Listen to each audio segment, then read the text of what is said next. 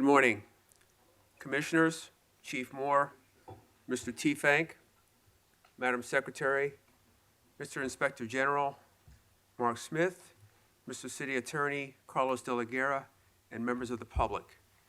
Today is Tuesday, December 19th, 2023. It's 9:30 a.m. This is a regular meeting of the Los Angeles Board of Police Commissioners. Madam Secretary, please call the roll. Good morning. Please let the record reflect Commissioners Suthers, Shields, Briggs, Calanche, and Garcia are present, and we have a quorum, Mr. President. Thank you. We welcome everyone attending this morning. The Police Commission is committed to ensuring equal access to its meetings. It is requested that individuals who are required the services of a translator contact the board secretary no later than the day preceding the meeting. Whenever possible, a translator will be provided. Sign language interpreters, assistive listening devices, or other auxiliary aids and/or services may be provided upon request. To ensure availability, you are advised to make your request at least 72 hours prior to the meeting you wish to attend. All public comment will be heard during item number 2 on the agenda. We will dedicate a total of 45 minutes to public comment. Members of the public will have 1 minute per agenda item for a maximum of 2 minutes total. At the request of the speaker will then be given 1 additional minute for general public comment for a maximum of 3 minutes total. The order of speakers will be: a speaker in the room will go first, then we will take a speaker watching today's meeting on Zoom. We will alternate between speakers in the room and Zoom for a total of 45 minutes. Members of the public who participate in public comment are reminded that they can speak to any item on the agenda or a matter within the jurisdiction of the Board of Police Commissioners. Public comment is your opportunity to address the board, so you're free to express your opinion on matters before the board and to generally express when you disagree with other opinions expressed. However, directing your comments to other individuals who have spoken or attacking others who have expressed their opinion shall be deemed off topic, and your public comment period will be concluded. Members of the public, if you choose to participate in public comment portion of the agenda, you can participate in this meeting in several ways outlined on the agenda. Message for those attending in person: these meetings are regular meetings between the board, the department, and key stakeholders. Meetings of the Board of the Police Commissioners are open to the public. The state's Ralph M. Brown Act affords the public the opportunity to be present at the meetings, hear the presentations and dialogue in real time, and provide feedback via the public comment period. During these meetings, there is a need for the board to carry out public business expeditiously without delays or disruptions. Members of the audience shall not engage in any conduct which causes an actual disruption of this meeting. Those attending in person are reminded that disruptive behavior will be cause for removal. If you disrupt this meeting, you will be provided with only 1 warning to cease disruptive behavior. If you fail to cease such behavior, you will be removed from the meeting. While in the boardroom, members of the audience must be seated. Standing is not permitted. At this time, we will move to item number 1, the report of the Chief of Police. Chief Moore. Commissioner President Suthers, Commissioner Shields, Commissioner Briggs, Commissioner Garcia, good morning. To our Inspector General, our attorney, City Attorney, as well as Mr. Teefank.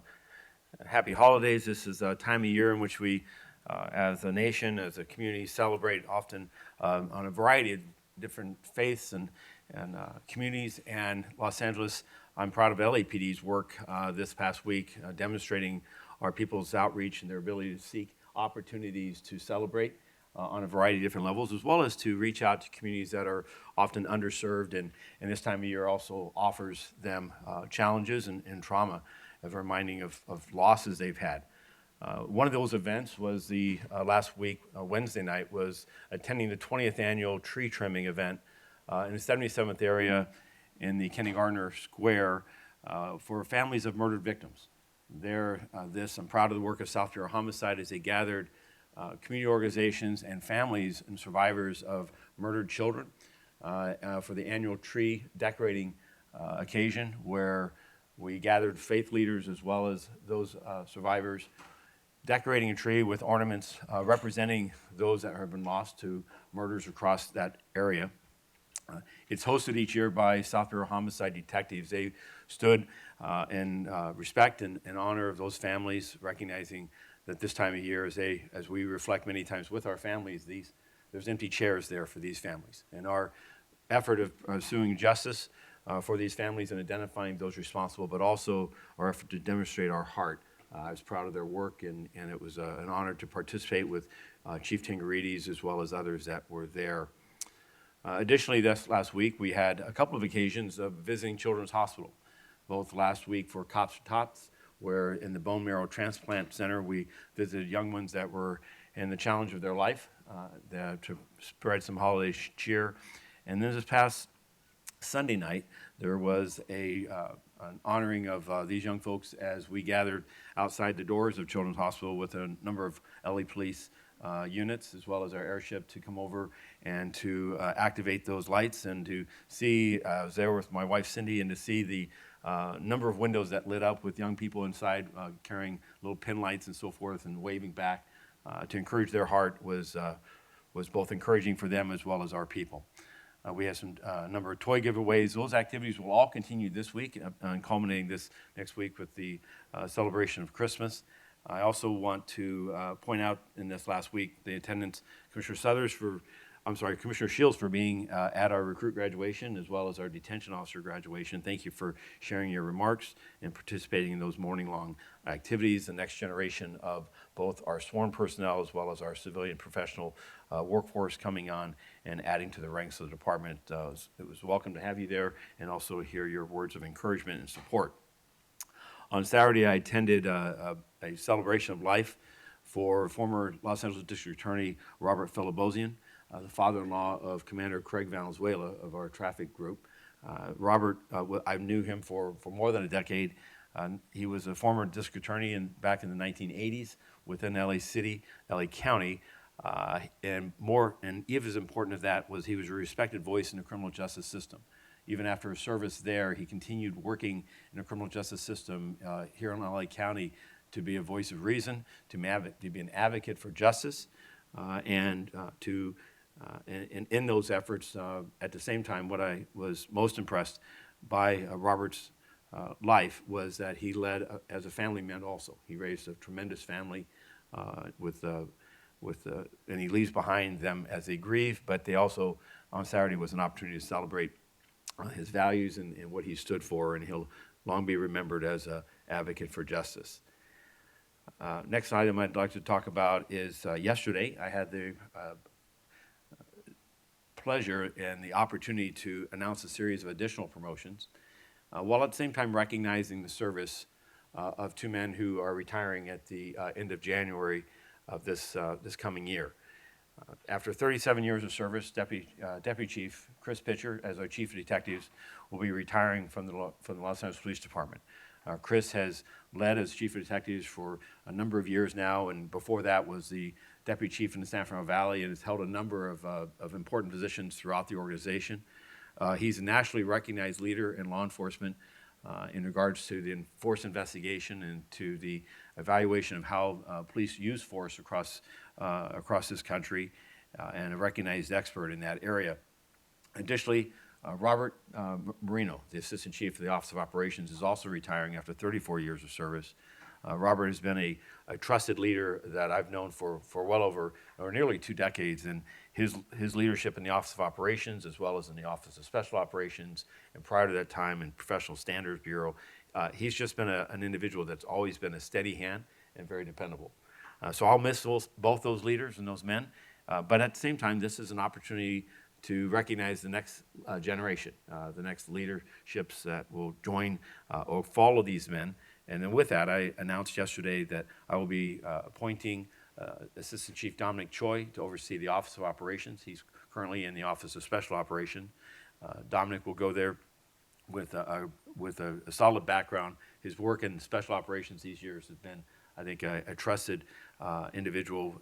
His sharing of use of force boards has demonstrated his keen eye towards adherence to our policies, the interest in ensuring our training and development of our people met the mark, as well as our recruitment, and then lastly, the budget and the organization, the back office of this organization.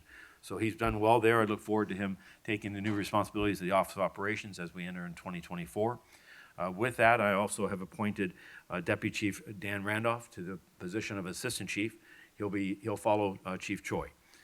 With that appointment, I'm promoting and Commander Scott Harrelson, who's been our Employee Relations Group. He'll now be the Deputy Chief and my Chief of Staff.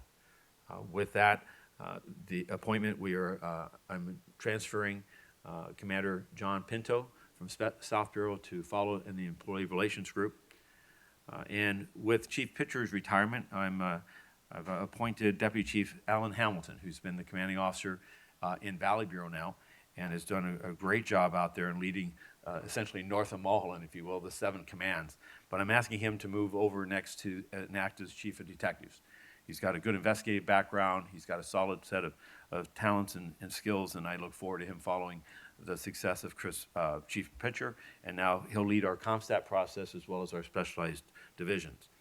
With that also, I'm now promoting and announcing the promotion of Commander Ruby Flores to Deputy Chief over Operations Valley Bureau. She's done a tremendous job as our Diversity, Equity, and Inclusion Officer. With her appointment to Deputy Chief, that provides an opportunity for an additional promotion. So Captain Steve Ramos will be promoted to follow her in the Diversity, Equity, and Inclusion Group. And Captain Al Lopez from our Commercial Crimes Division, I'm promoting, and he'll be going to Operations South Bureau as the Assistant Commanding Officer. Al Lopez has done a tremendous job within commercial crimes, recently with cargo theft as well as organized retail theft. In his prior assignment at Rampart area also demonstrated his merit in regards to this promotion. Lastly, we've had a few other pay grade advancements, but I want to also announce 2 promotions with Amira Eppolito will become a captain and be the patrol captain at Newton area, and Julie Rodriguez will be promoted to captain. She's the West Valley commanding officer of detectives. She'll be going to the Wilshire area as the patrol captain. These promotions are the latest effort of the department to continue to build and deepen its representation of experienced leaders, those who have an appetite for greater responsibilities, who have embraced the organizational values as well as its mission and its strategic actions. And I congratulate each of them and look forward to their success.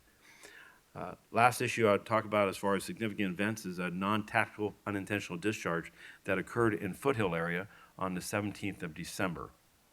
On that date at approximately 7:21 at night, on-duty police officers were loading their equipment essentially as they began their watch. One of those officers was on the 4th floor of the Foothill Station parking lot, and as he loaded his equipment into the rear of his police vehicle, a non-tactical unintentional discharge occurred. Essentially, the investigation will determine why that occurred, but his firearm discharged as he was loading equipment, and apparently the equipment bag somehow caught the holster and the weapon that was inside. A very odd occasion. No one was injured, fortunately, in this event. And Force Investigations Division will respond and determine the condition of the weapon, the manner it was holstered, as well as the actions of the officers, and all that information will come back before me and will be reported to this commission. In regards to our crime picture, well, first of all, let me also remark on officer-involved shootings. There were no officer-involved shootings during this period, which means that our officer-involved shootings stand at 34 year-to-date versus 31 last year. We've had 16 fatal officer-involved shootings this year versus 14 last year.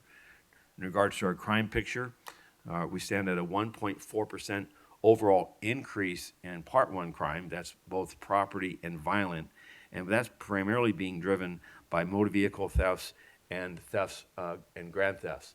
Those are areas that we've seen increases. Fortunately, we continue to see overall decreases in each of our violent crime categories. Year to date, we've had 64 fewer homicides than the same period last year. That's a 16.8% reduction. And we have seen an overall reduction of 115 shooting victims versus the same period last year. And remarkably, and to the credit of our people, as well as the community engagements, the grid and outreach resources, and I also believe the efforts of Mayor Bass and her Inside Safe program with the homeless engagement, we have 226 fewer shooting victims than just 2 years ago. So our violent crime reduction plan continues to demonstrate merit as well as success. It is a shared responsibility with a number of outreach and engagement agencies. It's not just the Los Angeles Police Department, and I congratulate each of our partners in this pursuit. And also, as we enter 2024, recognize that we have much more work to do. Lastly, in regards to our personnel strength, there's been no change since my last report at 8,983 sworn personnel, 2,622 civilian professional staff, 442 reserve officers. That concludes my remarks. Thank you, Chief. And before I move on, I'd like to congratulate and wish Chiefs Pitcher and Marino well in their retirement. They're going to be missed, and thank you for the promotions of yesterday. With that, I'll go to Commissioner Calanche for any questions or comments. Thank you. Commissioner Briggs?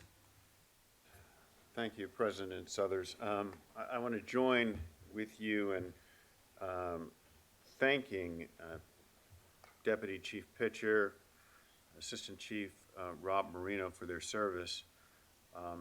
I've come to know them these past 3 years as dedicated individuals who have served their community here in Los Angeles, who had nothing but the citizens and the safety of those citizens at the fundamental heart of what they do each and every day.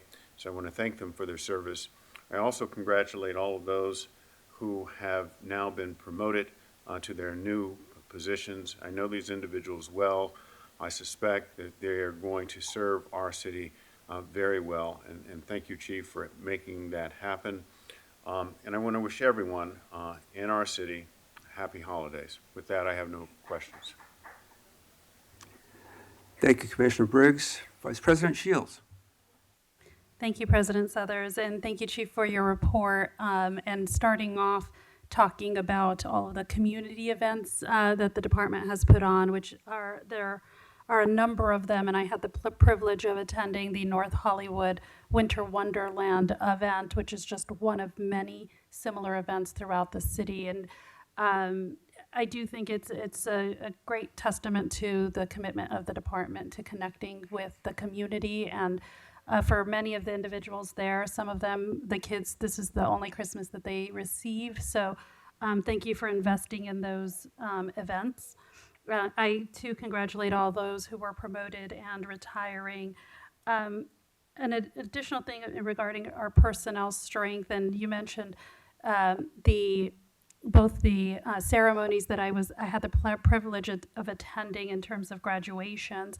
And during the graduations, we have an opportunity to do an inspection of all of the officers that are going to be joining the force. And one of the questions I asked each of them, and I think you also asked the same question, is why are you joining? And we heard so many great responses that I wish, some people, their families have been murdered and they want to go back and give back to the community. Some of them are their first in their family to even join into a police force, and others are following footsteps.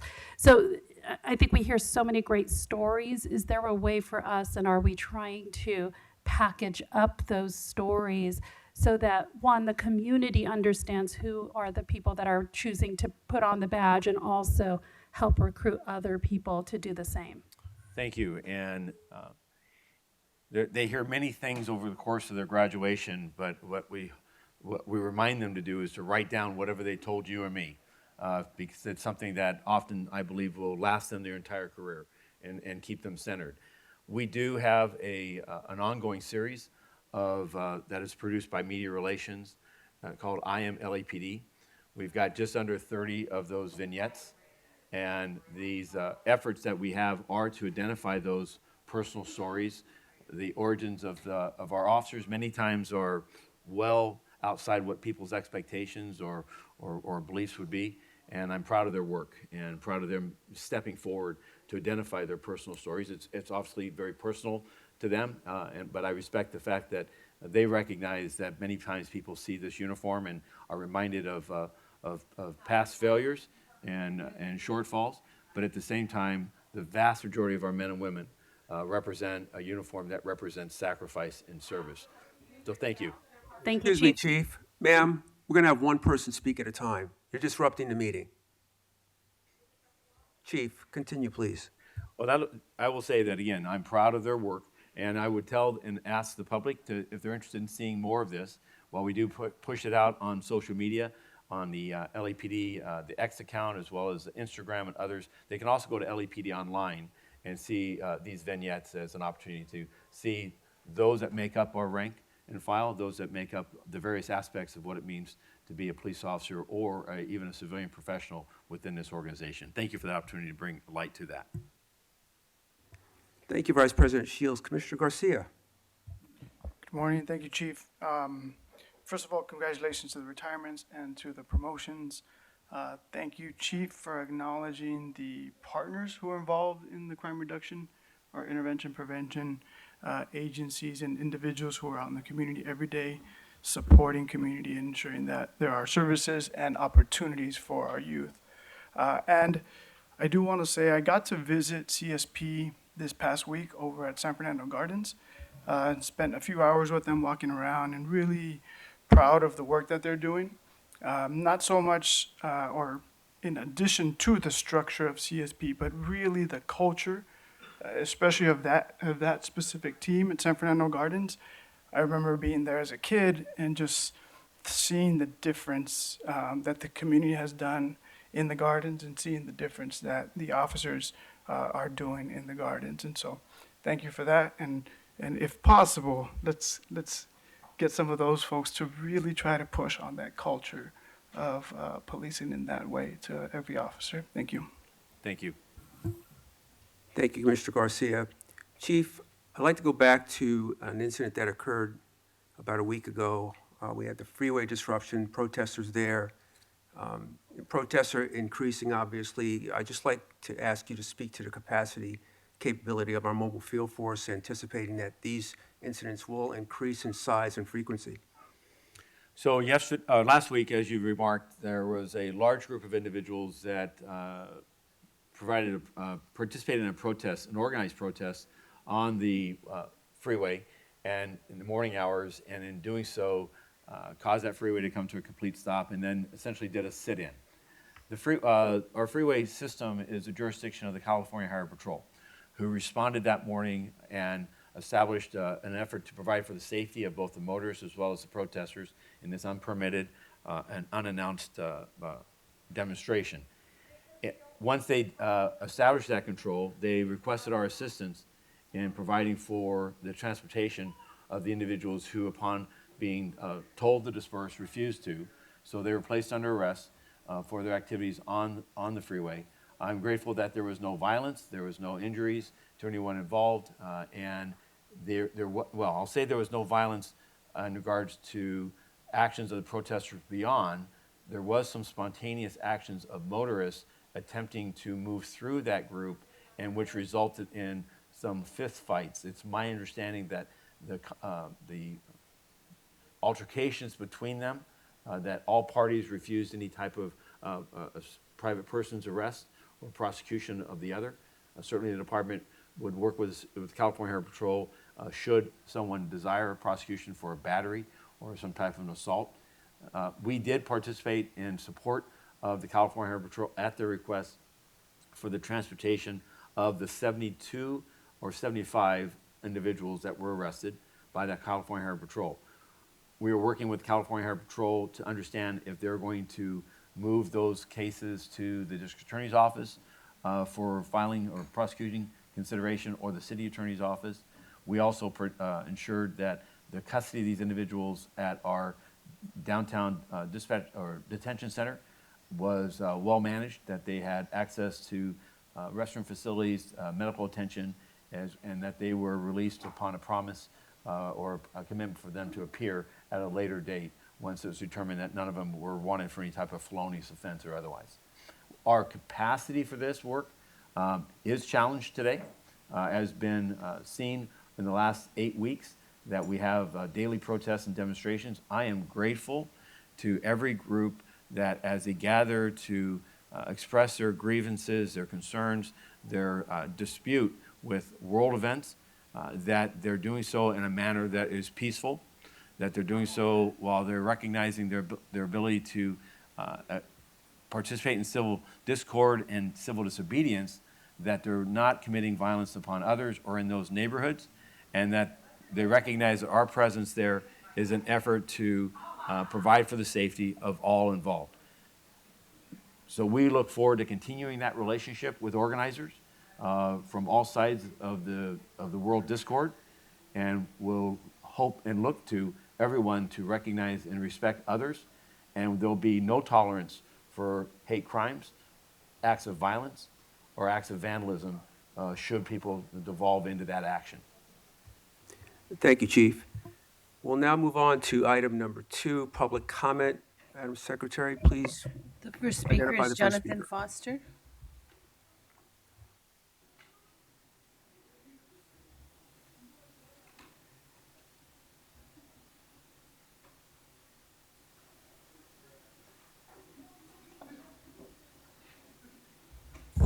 Hi, Jonathan Foster. I said earlier this year on the phone I'm going to become more unpopular. So, the docket, we're supposed to be able to go on 3A for 2 minutes, 3B for 2 minutes, 3C for 2 minutes, 3D for 2 minutes, 4A for 2 minutes, so you're just lying.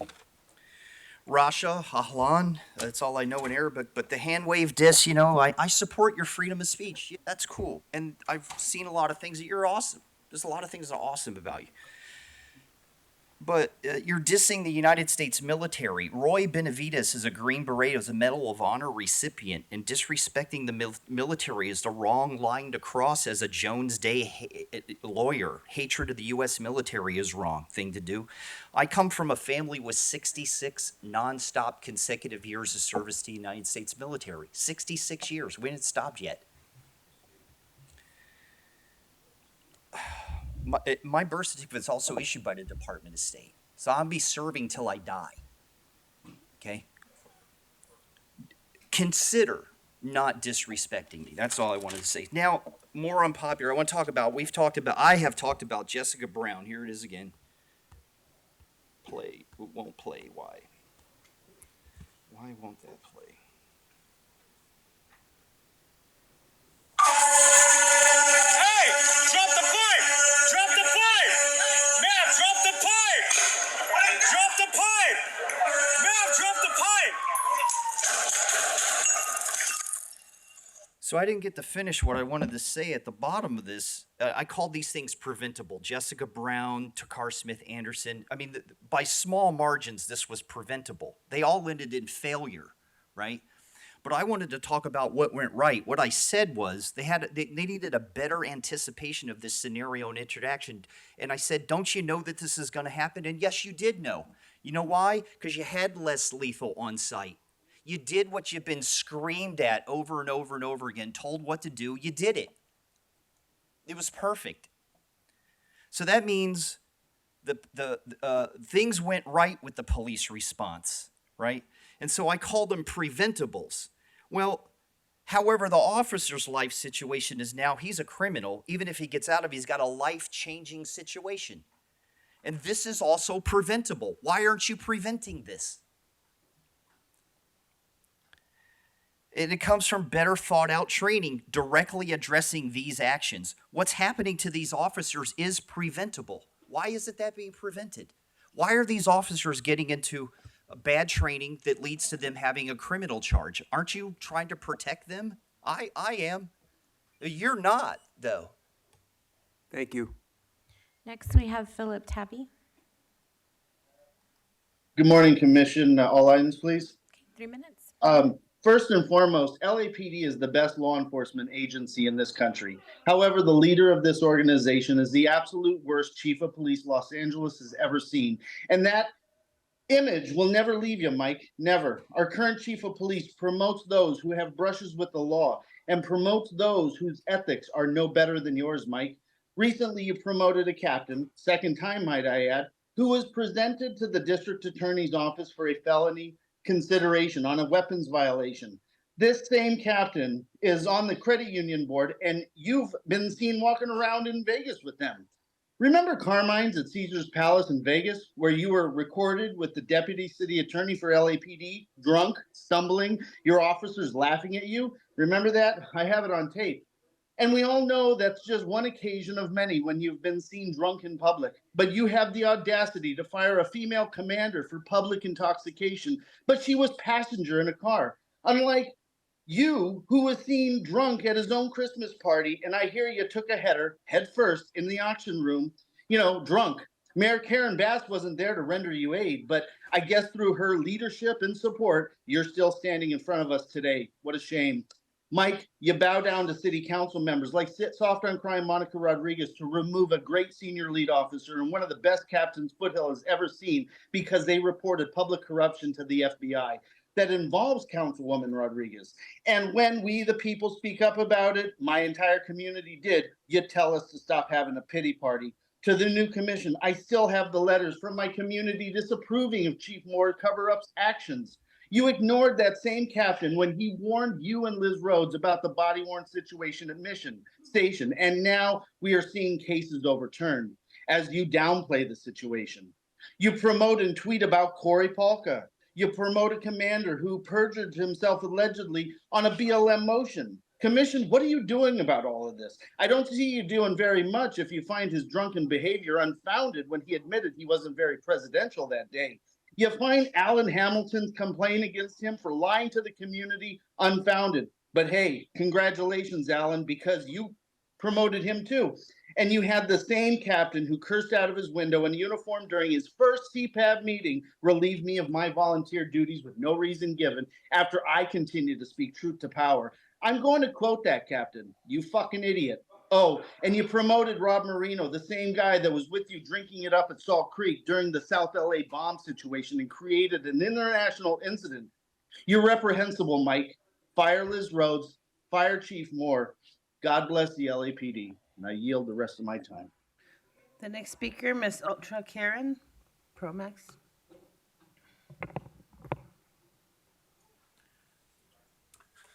Morning. Three issues I want to share with the chief and the board. Number one, I believe the chief already answered. So right now, I just finished my political science courses from the college, and I also attend several city council meetings. I do have a concern regarding the chief's comments because chief said you do support LAPD support freedom of speech, but I just feel that city council is using LAPD as a weapon to remove anyone who supporting Palestinians or something like that. So the way I understand after my political science class is if one side has a right to support Israel, that means the other side has an equal right to support Palestine. And if one right to support Black Lives Matter, that means the other side have an equal right to support White Lives Matter. So that's that's the way how I understand the First Amendment. Number two, I also saw on the news about the Air Support Division news. I saw that several groups call it, eliminate the Air Support Division, and I saw that on the news. And I believe that I'm here to voice my support to the Air Support Division because we have less, 1,000 officers less. We have a much longer response time. I really wish that whenever an officer needs a backup, and then the helicopter can provide backup to those officers. Air Support Division is a very essential part of the LAPD, and then it can support to catch the criminal faster, can protect the life of the officer faster, protect the lives of the innocent bystander civilian faster. So I'm not only supporting the Air Support Division, I actually hope in the future we have more helicopters in every area of the city. We have all the air support officers all over area of the city, and then so we can protect the officer and the public. So I believe the Air Support Division have my 100% unconditional support. And then number three is that last week, I heard the board talking about CCTV program. So I also know that the chief is a member of the International Chief Association. So I'm assuming you have experience and communication with international chiefs. So the way I understand is when you go to like Japan or Korea or China, they have a really, really great CCTV program. So those country, they don't happen really often that when you call LAPD, hey chief, somebody attacked me on the metro train, or hi chief, I lost my motorcycle, hi chief, something happened, and then after several weeks later, LAPD saying, oh, I'm sorry about that, but unfortunately we are not able to retrieve that, or something like that. So if we have a comprehensive CCTV program, we are able to, see the first scene, who, when, what, where, and then we can locate the criminals faster. And I support a CCTV program. Thank you. Next, we have Steve Rogers.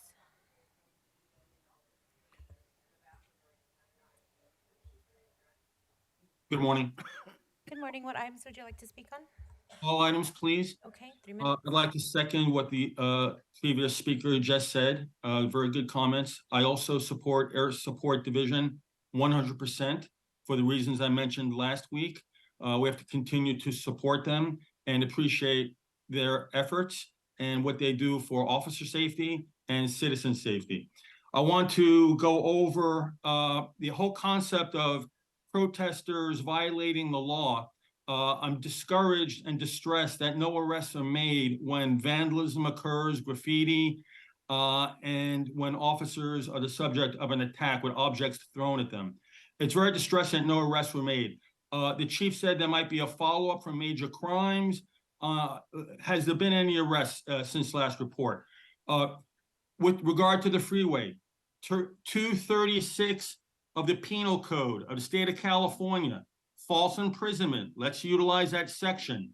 False imprisonment is the unlawfully restraining, detaining, or confining a person against his or her will. The offense can be charged as either a misdemeanor or felony and is punishable by up to 3 years in jail. Once people are arrested when they're on the freeway, which is a very dangerous situation for all involved, then if you have that consequence, you will have fewer of those type of activities. Just like when you have disruptions here at the police commission meeting in front of the chief, the sergeant at arms, the entire police commission, the entire world, and 403 PC, disturbing a public meeting is never actually enforced. Those people are subject to arrest. Make an arrest, let there be a consequence. Because when there are no consequences for crime, guess what? I've said it before, you get more crime. This being the Christmas season, Christmas being next week, I'd like to thank the department for all the good that they've done and outreach to the community and to children, especially to the victims that are not forgotten. It's very important that the victims are not forgotten. So thank you for doing that. I will also say that in the Christmas season, let's all try to remember what the season is about. Let's try to be charitable to each other. Love thy neighbor. I think if we follow those Christian concepts and values, we'd have a safer, healthier, and better community and nation. I will say this, you will know the truth and the truth will set you free. That's John 8:32 from the gospel. It might be good to reflect on some of these things during the Christmas season. And I wish everyone a Merry Christmas. Madam Secretary, can you hold the clock, please? Sir, there's going to be one person speaking at a time. Yes, I'm talking to you. You were given your first and only warning today. You've been given your first and only warning today. Can I continue? Hold on. Yes. Holding on. Please continue. Thank you, sir. I appreciate it. What I would say is Merry Christmas to all. Officers, stay safe. We support you. We love you. We appreciate you. Be well, especially during this Christmas season that can be very stressful for everyone. God bless the LAPD. Thank you. I yield the rest of my time. And Merry Christmas. I'm now ordering you to leave the room because you failed to cease this disruption. You are now ordered to leave the room.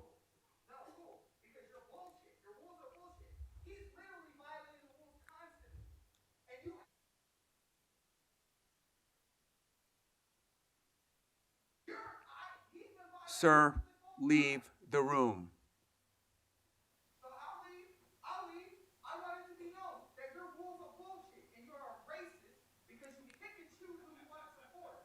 Leave the room.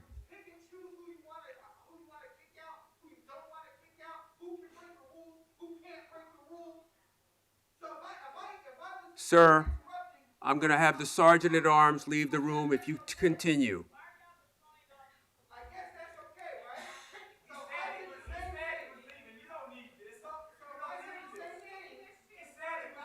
He's not any closer to the door than he was 10 seconds ago. Leave the room.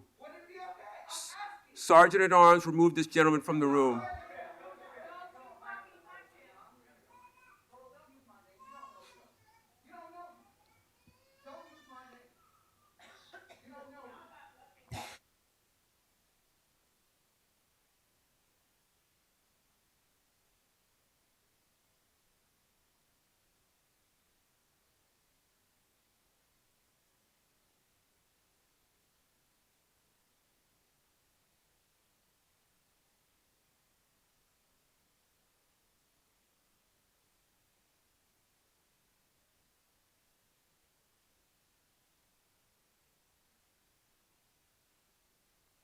Sir, you've not been recognized. Sir, you are disrupting the meeting. You are disrupting the meeting. I'm giving you your warning. You will only get one warning. We try to speak and talk, you point that out to us. So you might as well ask me to leave now. Or do you want to give me a warning? You've been given your warning, sir.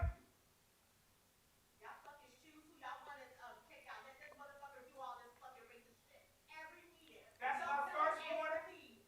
He literally wears a damn swastika on his fucking chest and y'all don't say shit. Fucking smell like this shit. Tell his ass to leave. I'm tired of looking at it every time I come up in this bitch. Madam Secretary, please identify the next speaker. The next speaker is Mr. Herman.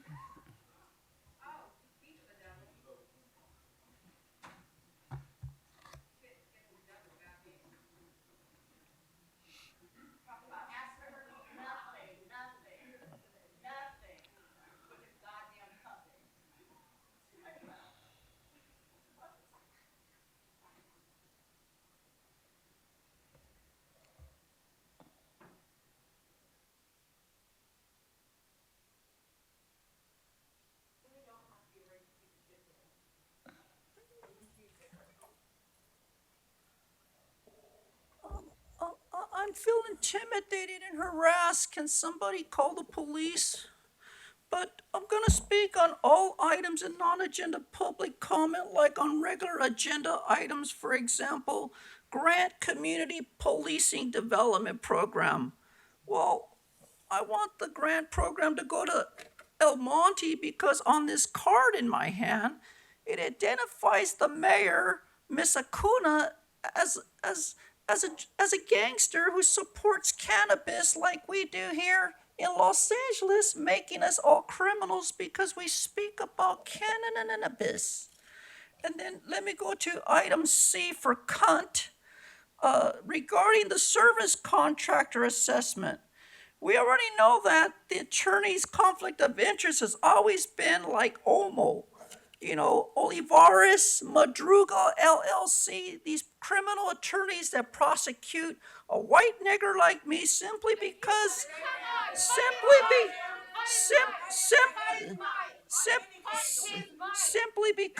the department.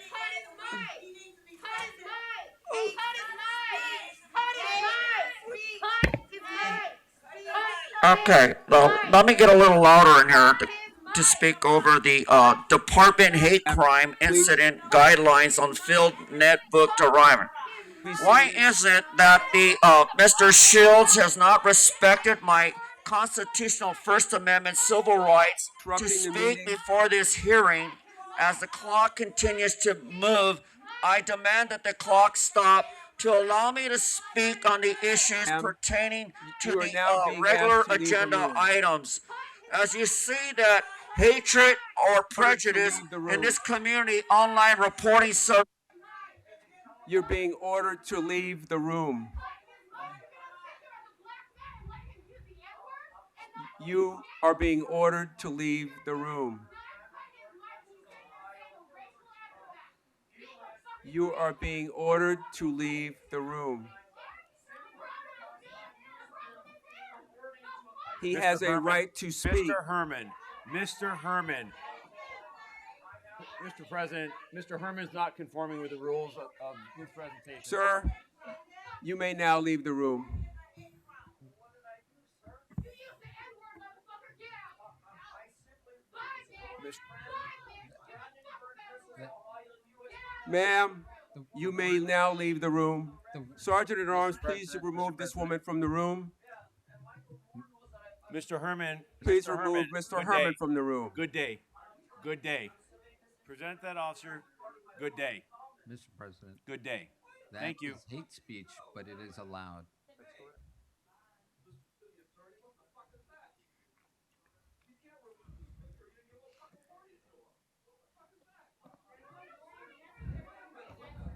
The speaker was admonished to cease speaking while his time was being held, and he continued to do so in a manner to continue to disrupt his crowd.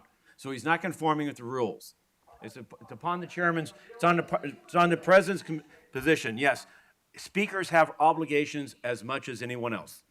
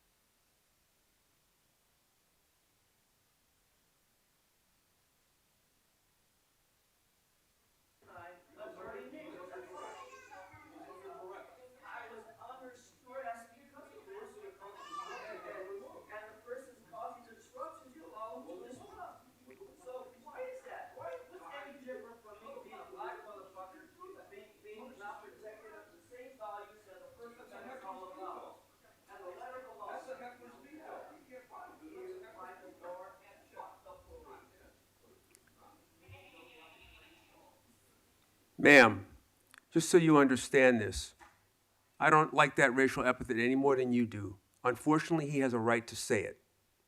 Madam Secretary, please announce the next speaker. Next, we have Hamid Khan. Hi, can you hear me? Hi, yes, what items would you like to speak on? Yes, please, all items. Ma'am, please allow the speaker to speak. I am a taxpayer too. Please allow the speaker to speak. Ma'am, you are disrupting the meeting.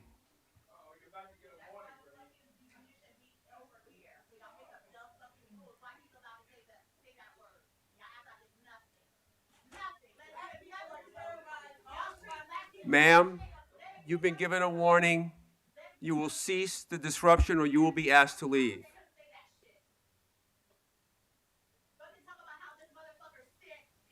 Ma'am, I'm now ordering you to leave the room. You're being ordered to leave the room. Ma'am, you're being ordered to leave the room. Please leave the room.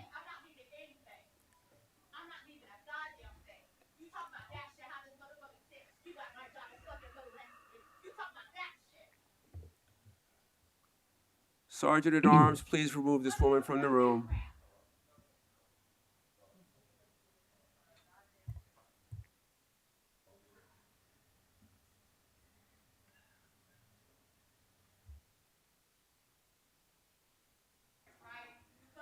Ma'am, you've been ordered to leave the room. Then you will be removed from the room.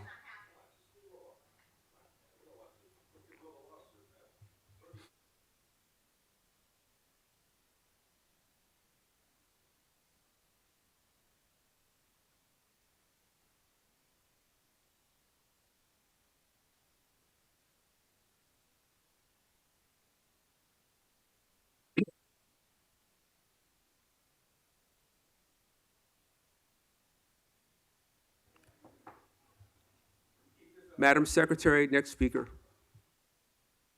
Hamid Khan. Hi, can you hear me? Hi, yes. You have 3 minutes. All items.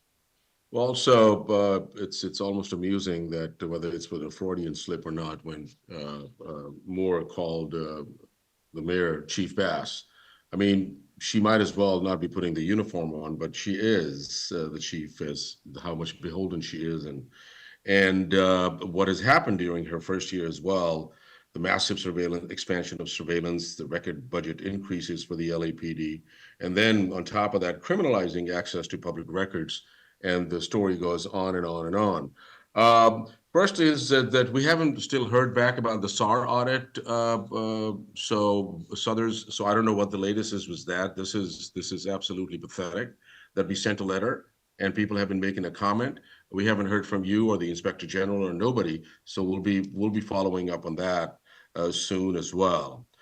Secondly, you just want to talk about that there was a big article in the LA Times on Sunday about this whole lie that is being exposed with the National Retail Federation, where now they're saying because the LAPD is making hay on this whole claim of organized retail crime.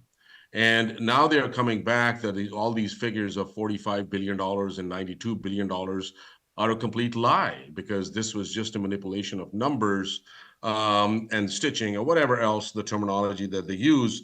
But in essence, what has happened is, as a result, that now we're going to have a massive surveillance apparatus, the Real-Time Crime Center, because that's been the argument that has been built on, which almost kind of puts, I'm reminded, because some of us were there on the front lines, going back to John Ashcroft and post 9/11, when they were talking about total information awareness and the terrorism information and prevention system.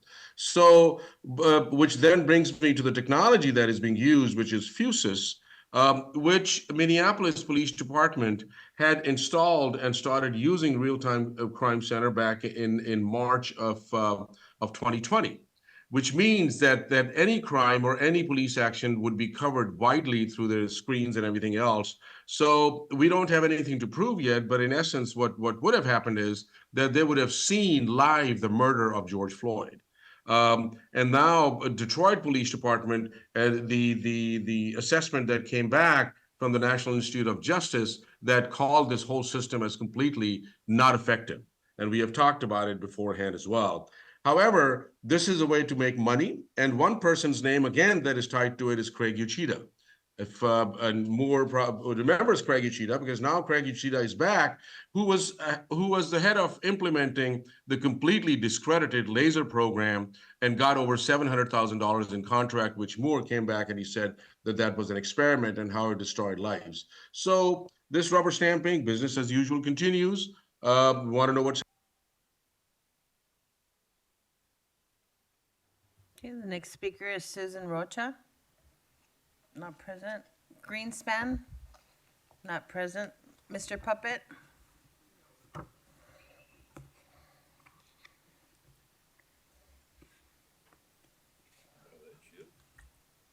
Right. So, you 5 scumbag commissioners, you're lawyers, right? It's called a heckler's veto. You just saw it. And the person in the front in the white mask was ordered removed by the chair. Police went over to remove her. You misinterpreted the instructions, and the police went over to the speaker, and they removed him. That's what happened, Moore. You lied. But you spent a lifetime lying anyway, so what the fuck's one more, right? And how about you, city attorney? What you doing over there? Covering up more shit? Where's my witness? March 30th, 2017, Canoga Park, California.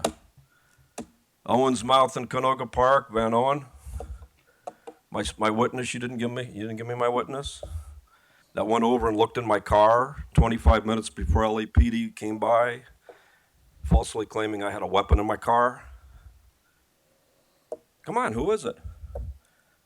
See, I try to do this nicely. I try to do conflict resolution. Just give me the name or reopen my case and we go into closed session and we settle it. Simple. It's one or the other, right? No, you want to hide material witnesses involving a swatting incident. I could have lost my life, and that's what you intended to do. And then you were going to plant a weapon in the car after you put me in your LAPD cruiser. See, state assembly member was involved. Then he gets Me Too'd 6 months later. Your secret witness, he gets fired allegedly, I heard, from his job 8 months later. It's all a fucking cover-up, man. Just like you did to Mr. Herman, right? Hey, Moore, he didn't follow your instructions. Yeah, the disruption has to be actual disruption. He couldn't have possibly actually disrupt this meeting. It was a riot in here. So all you had to do was give him his time back. Now, you, the commissioners, you civil rights asshole lawyers, can vote to remove the restriction and let him come back in and speak. That's called mitigation of damages, and you need to do that immediately. Otherwise, he can sue you for heckler's veto. See, one guy gets 7 fucking warnings, one black woman gets 1 warning, and she gets thrown out, and the guy with 7 warnings stays in the room. That's an as-applied challenge to the rules. See how that works? Now let's talk about your air support. We have a new scandal. Apparently, you have internal instructions that if a burglar, a high-speed chase, is going to cross the county line on the 101, starting in Moore Park going west, you guys give up the chase, right? Is that good? So every criminal knows, fucking steal what you want from the San Fernando Valley. All you got to do is cross that county line into Ventura, and the LAPD gives up the chase. I want that policy rescinded. Thank you. Next, we have Daniel Gus.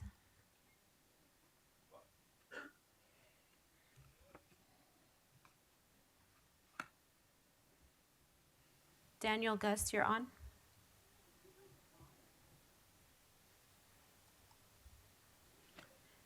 Okay, we'll move on to the next speaker. Mr. C. Okay. All items? Okay, 3 minutes. Okay. June 19th, 2020, a hate crime occurred, albeit a property hate crime. A Catholic statue was torn down in Los Angeles, a statue that stood for 89 years. Isn't that something?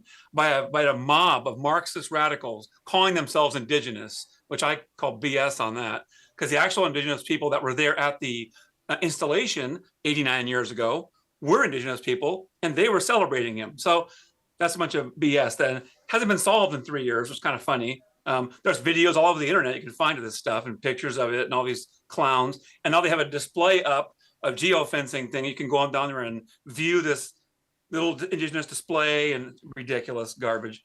And then so that's just never going to be solved apparently. So, oh well, Father Nicolas Cerro statue torn down and our bishop doesn't do anything. So there we go. The other question I want to respond to here, it's not on the agenda, I don't think it is, but DACA, instead of being brought in as cops, I mean, how does that make any sense? The children of illegal aliens get jobs in LAPD? That's a little odd. Aren't there citizens that are actual citizens here? I mean, it's like replacement theory once again, slapping us all in the face. Here they are. The Democrats want some new people to vote, and then here they are for the police doing the same thing to us. Here comes the illegal aliens came here and they brought their kids, and the kids get to have jobs. That's a little bit much, really. You guys are all okay with that, though, right? Another point is I want to say is I do support the air support. I think it's a good program, but I agree with the last person that said we should have that one part saying the criminals know they read the same thing you guys put out. They know they have to just make it to a certain point and then you guys stop the chase. They go to downtown every time because it's hard to track them by the buildings. They do it purposely. So you guys can't catch them or you let them go. So that's it for me.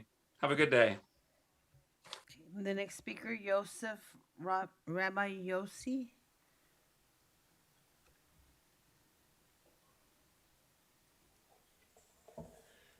Agenda item B, please. Okay. Goal is to keep it short. I simply wanted to show appreciation to this commission and the leadership from individual officers who were helping from the very beginning to put this process forward, the system forward. It is a hate incident reporting system that should benefit all groups that face hate. So from the Chief Moore, through the commission, the working group that was assigned to this project, it's been incredible. I know things, city speed tends to be a little bit slower than we're used to, and to have this process move forward in the course of 1 year, from the very inception, less than 6 months from when we met here, has been an incredible journey. So I wanted to just simply say thank you to the chief, the commission, and everyone involved in this project. Thank you. Next, we have T. Hello? Hi, what items would you like to speak on? All of them, please. Okay, 3 minutes. Power straight to the families that have lost their loved ones by LAPD. I really want to address an issue in this commission. You know, somebody was reprimanded, and then somebody on the commission said they're allowed to say that word. Now, that is the foundation of this commission and this LAPD entity. It is grounded in racism and white supremacy. How is it okay for someone to come up here and use the N word, and then you're talking about hate crimes and hate speech? That is the very precedence of hate speech. Why is it okay to say the N word in any city meeting? And then somebody said that that is that person's right. It is unconscionable that you allow that kind of speech, but it's not surprising because you are rooted in racism. The majority of people y'all kill with no accountability are Black and brown folks. And no one's being held accountable.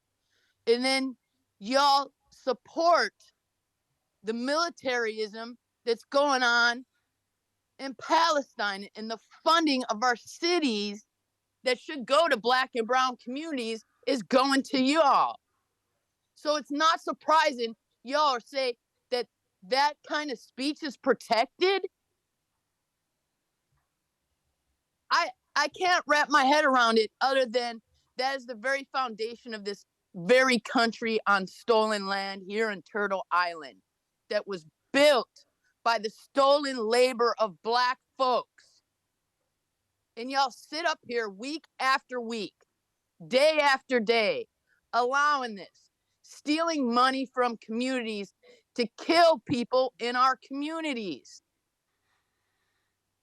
You know, y'all are disgraced. And this last guy wants to get on and talk about undocumented folks when he's the colonizer. And one thing about that church, that's the same statue that was taken down by indigenous folks because of what it represents: colonization, the murder and land theft, and stolen lives and labor. And he, the guy that's talking, is actually The next speaker, Paula Miner.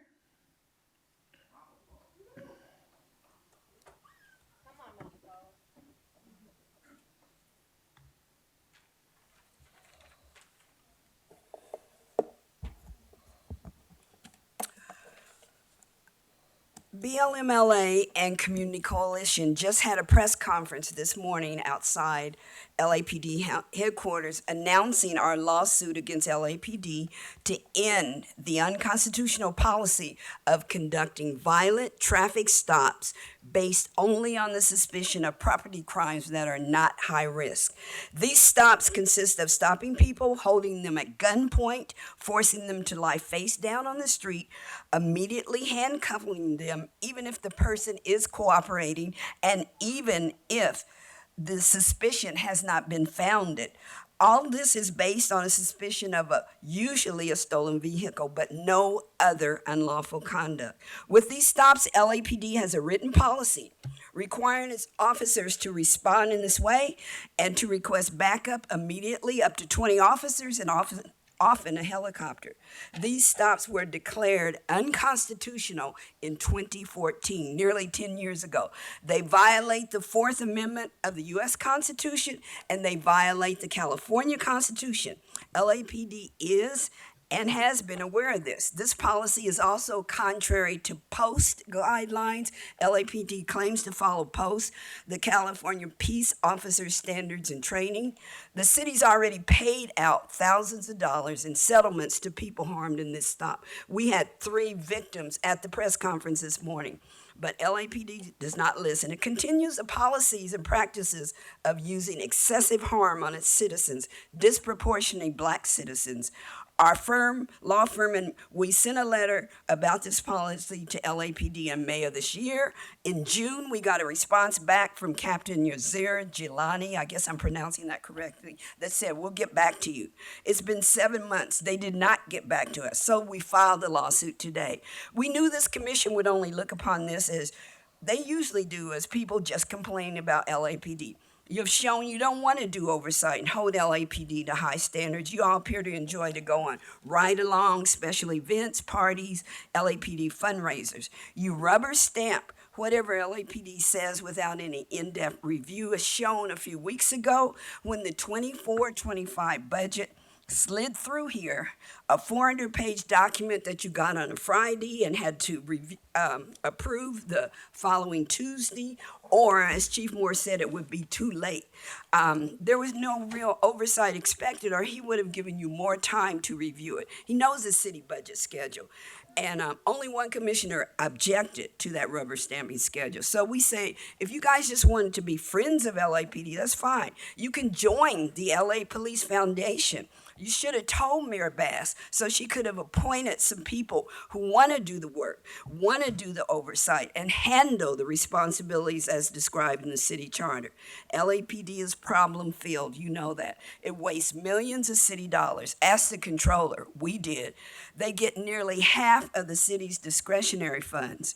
Way, way too much. Not to mention the millions in settlements as a result of our killings, as a result of the harm. So we say this is too much. Again, we say Chief Moore must go. Chief. Thank you. Next, we have Josie. Good morning to all. Good morning. What items would you like to speak on? All. Okay, 3 minutes. Before anything else, I want to say I'm a proud supporter of LAPD. Since I joined LAPD community meetings, our communities have been safer. We've been working with the SLOs to make sure that we communicate all concerns. And rather than joining this meeting to complain and to use obscene language, I'd rather tell you the programs that we organize and working together with LAPD has been working and will continue to work. Our communities have embraced the help from LAPD. And I just wonder if these people that are calling every week the same complaint, the same negative complaints, I wonder if they work with the SLOs or there's an office where they can call in rather than call and complain and complain. I'm very proud of you guys. Doing my due diligence to work with the community and to the SLOs. I invite everybody to do the same in their communities, and perhaps that will be helpful, and you wouldn't have to put up with all these complaints. That's all I wanted to say today. I'm very upset over every week I just hear complaints and negative feedback, and I just don't like it. Thank you so much. The next speaker, Jan Williams. Not present. Jason Reedy.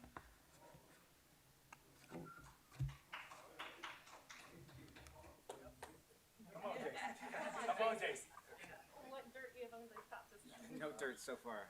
No dirt today. All right. So last week, Moore, you characterized me as a trying individual. So let me characterize you. You're a racist individual, an inept individual, a lying individual, and I could go on. And Moore, you also labeled the threat of calling DCFS an LAPD critic, me, an isolated incident in Russia. You said it was an aberration. But the first time DCFS was threatened against my family was when my son was 6 weeks old, by LAPD Reserve and former senior lead officer Joe Buscaino. The second time was by Senior Lead Officer Marco Duarte in City Council chambers. Former Commissioner Steve Sobroff said, and I quote, "Don't ask me, get some people from Child Services to come sit in these meetings to see what they'll say when talking about me." And finally now, slow Elizabeth Southern. So don't tell me that it's an aberration. It's not. I didn't realize the L in LAPD stood for lawsuits. Was just outside to witness the announcement of yet another lawsuit that Mama Paula detailed against this department for conducting excessively violent stops. From 2010 to 2020, LAPD settled 1,130 cases for a grand total of $340 million, $262 million paid out for the violation of civil rights, and you might just double that this decade. Rasha, you seem so concerned with confirming that records that the LAPD are destroying aren't subject to any kinds of public records requests. But where is that concern with the fulfillment? Yes, Papa. With the fulfillment of records requests by this department since you've joined the commission? I've had an open records request since February 2nd that located 5,424 emails responsive to my request on March 3rd. LAPD provided a breakdown of how many responsive records there were by month on June 1st, and on July 26th, they sent the following message. Please be advised that your request is now being reassigned to a new CPRA analyst who will require time to sort and identify records responsive to your request. When I confronted them with the fact that the previous analysis had already identified responsive records, the LAPD ignored this fact. They continued to push production of records, and now, just this week, they sent me the same message. Again, why does a new CPRA analysis need time to sort and identify records with my request when it already happened? And lastly, to vote the murder of Oscar Leon Sanchez in policy was deplorable. Your pigs had a fucking ballistic shield. Have any of you ever held a ballistic shield? Do you know the type of force that it can withstand? And he had a 2-foot metal object, correct?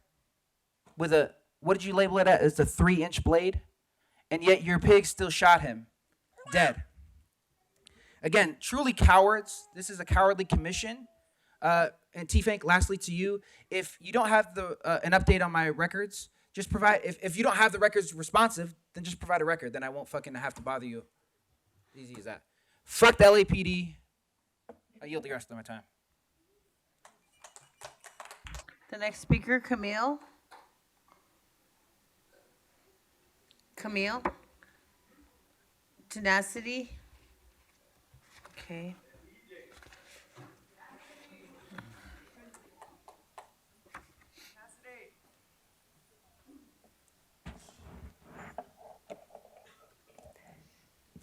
Murder spree. Kill a citizen today. What is it gonna be? We are here on another week where we have to listen to you go on and on about things that are so trivial. You started a new DEI department, pat on the back, good for you. You get more tokens in your department. It's what's really interesting about the fact, diversity, equity, inclusion, because it's a tool on the path to liberation, but it's not enough. But you wouldn't even know where to use it. You wouldn't even know how to apply those people to actually be effective. So I just, especially when the amount of Black death your department is responsible for, I kind of find it flattering, but also insulting that, y'all would go forth and try to do that. I mean, you use all your police officers all the time that are people of color, that are Black folks, that are Latinx, as faces to enforce white supremacy.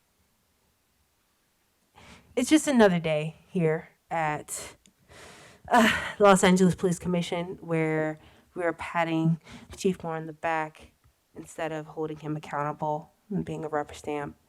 It's just another day. Yeah, people are exhausted. You need to go. Why haven't you stepped down yet? You've made so much money. You've pilfered the public purse for so many years. Even just coming into this department, as you came in, you retired and then came back around and did a really big cash grab for it. And, when is enough? When is it going to be enough with you? I'm kind of beside myself today. So I'll leave it here. But fuck y'all. I yield my time. Miss Vernine?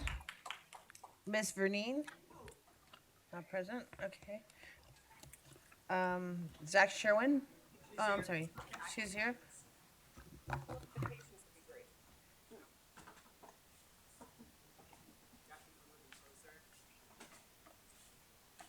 You know, I'm appalled by this commission that this city pays for. Number one, this meeting should not be in a building that we are surveilled, that we are criminalized to come and provide our voices to this community, for this community. It is very sad to see that we have reckless driving in our streets with police officers. South Central is just, there's people that have been killed based on reckless driving, and we don't talk about that within this commission. We don't talk about the fact that we have people with swastikas that are able to say the word nigger in here like it's a regular saying hi up in this commission. And that's supposed to be tolerated. It is not tolerated.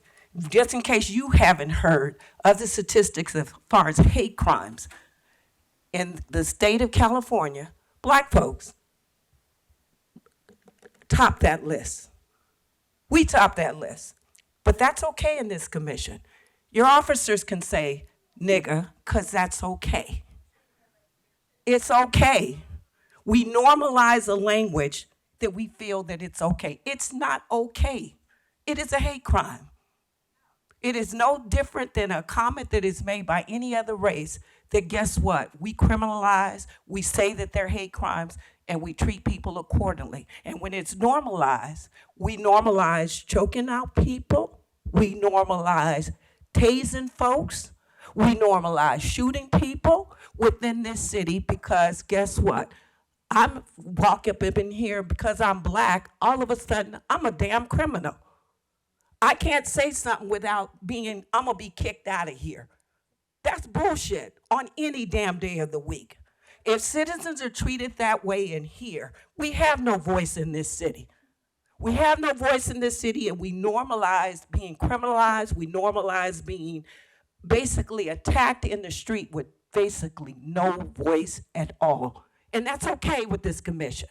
This commission was set up to oversight the police force. How do you oversight something that you literally sit in the same damn building? That don't make no damn sense. I don't know about you, but that does not make any sense. It doesn't make any sense, the fact that it's a 9 o'clock meeting, that the average person that's in this city can't participate. So you don't get the true meaning of what's actually going on in the street. I've almost been hit by a police car that there was no emergency out in the damn street. Running up and down the streets in South Central is not cool. Your helicopters, normalized, come up every day. People are trying to have normal conversations, but we can't because literally we're being terrorized up in the sky by helicopters that we have deemed in this city it's okay to spend $50 million of our taxpayers' dollars. We got folks out on the street. That is not cool. And we do not have a conscience in this city to realize that, that's going to be the same thing that we see out in the streets. Our people deserve better in this city, and we deserve it better today. Thank you. The next speaker is Zach Sherwin.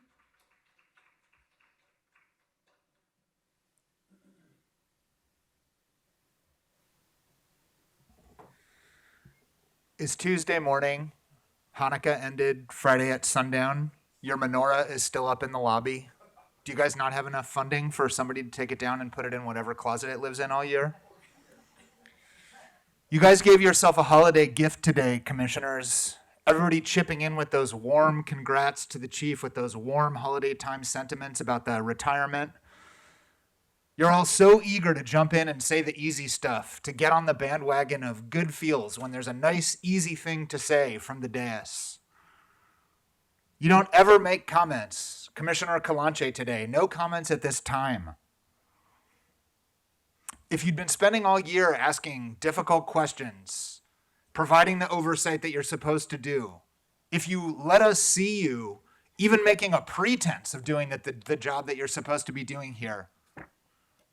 Maybe it would be a little easier to stomach a day when all of you are happy to pipe in and issue some congratulations, but instead to watch the spectacle of everybody taking the opportunity to make some comments when it's the easy, feel-good stuff, it's shameful. There's so many reasons, Commissioner Garcia, Commissioner Shields, Southers, Briggs, Kalanche, that you should be ashamed of yourselves, but add that one to the list for sure. Here's another one for you, Commissioner Southers. On November 21st, you told us in this room that you were going to look into the Suspicious Activity Reporting Program audit. Can we get a follow-up on that so we know that it didn't slip through the cracks and that you're not just relying on institutional inertia and so many things happening for us to forget about it? Do you want to take this opportunity to address it? Just blinks.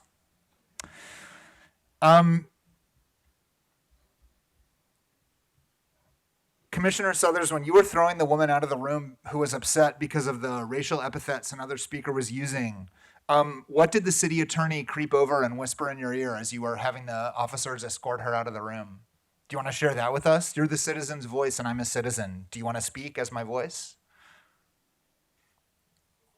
You run this room like it's a classroom and the public is naughty students who are misbehaving. It's arbitrary, it's condescending. And the moment when things were going off the rails and Chief Moore had to step in and lay down the law, that was the most honest moment in this meeting that we've had in weeks. The real authority in this room coming off the bench to weigh in.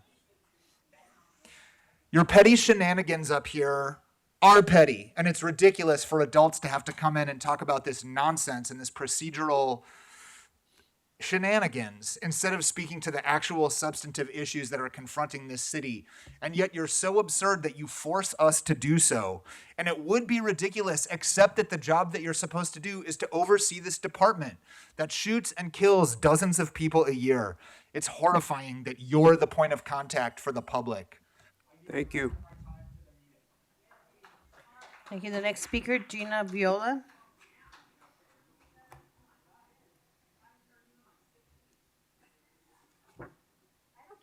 On Zoom, oddly.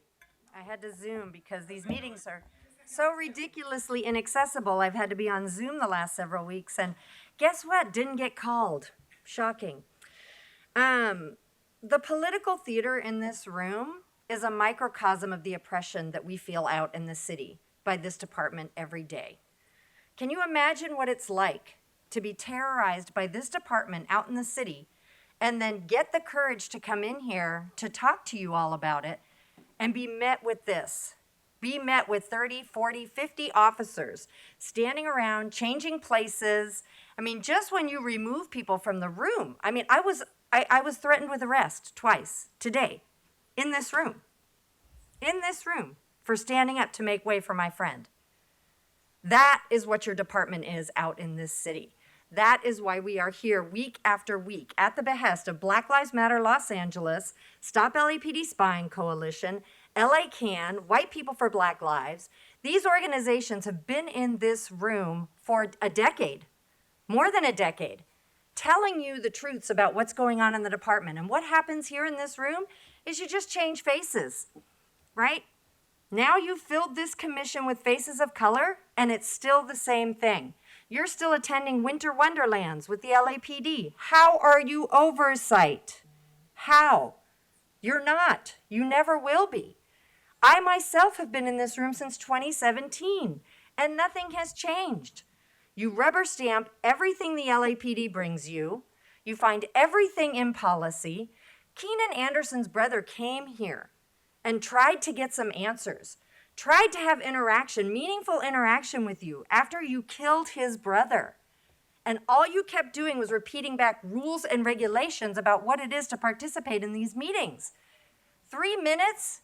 3 minutes for the brother of somebody that was killed by the LAPD for a traffic collision? For a traffic collision. When people need help in our city, how do you respond? You kill them. That's the kind of help LAPD provides. When a wife calls, goes down to Rampart and says, my husband's having difficulty, I need help, you rush into the apartment and you kill him. Takar Smith deserves to be alive. Keenan Anderson deserves to be alive. All of the people this department kills on the regular deserve to be alive. Most developed nations in this world, police do not kill people. Do you understand that? And this is the most murderous department in the entire country, followed only by the sheriff's department here in Los Angeles. So we have the two most murderous departments patrolling our cities. How can we ever be safe? You give us a forum to come here and tell you how we feel, and it's a clown show. You're a Thank you. Madam Secretary, please announce the last speaker. The last speaker is Megan.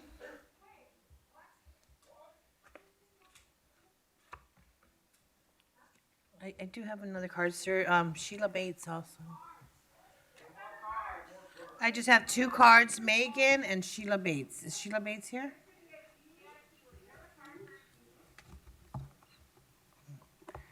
I apologize. I do have Achille also.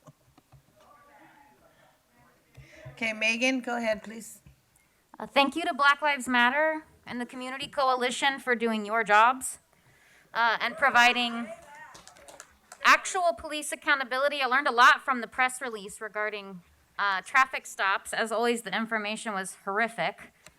I did not know that LAPD has an official policy requiring its officers to use aggressive, high-risk tactics with motorists whenever they suspect the vehicles may be stolen. I didn't know that those tactics include 20 officers and a police helicopter come to the scene, hold everybody inside the car at gunpoint, force the driver and passengers to lie face down and spread eagle in the street and handcuff them.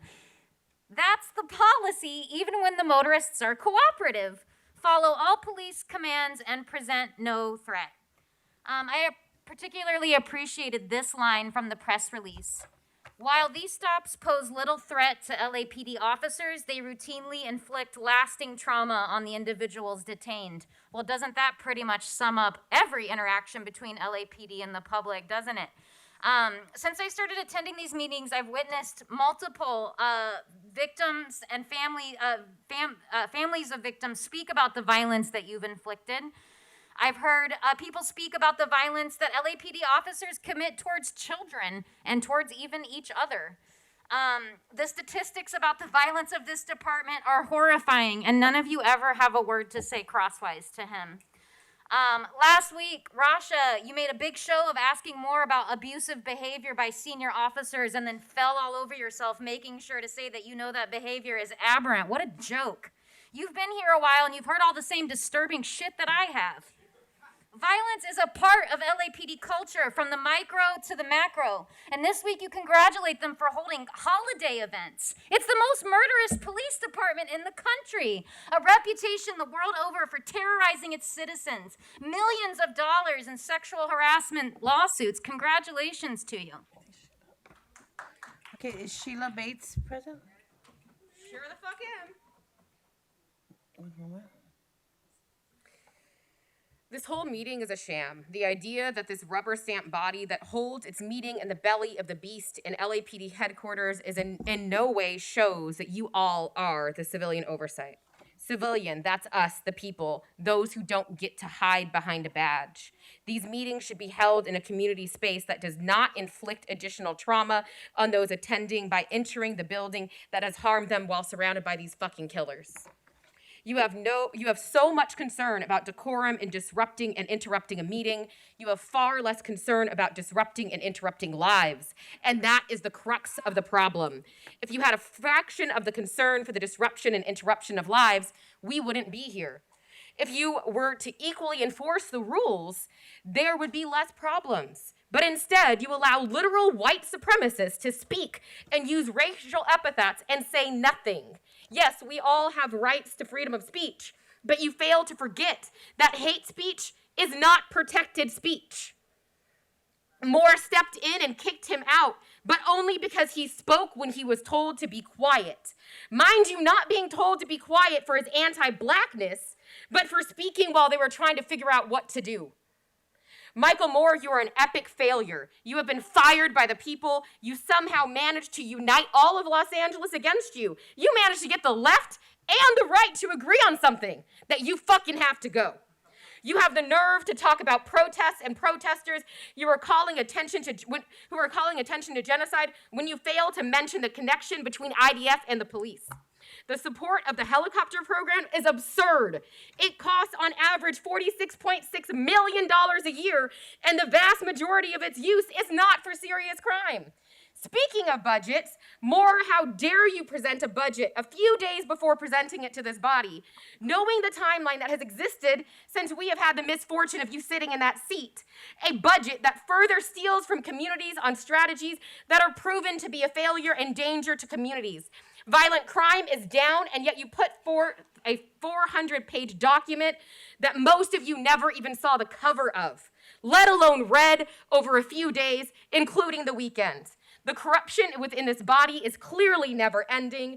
You have a policy that is out of compliance, yet you could have avoided yet another lawsuit by simply changing your policy, but you refused. It's almost as if you enjoy lawsuits, being yelled at by people, murdering people, and scandals and corruption. In case you weren't clear, it wasn't crystal clear, fuck the police, fuck you, Michael Moore, you gotta go. The next speaker, Greg Akili.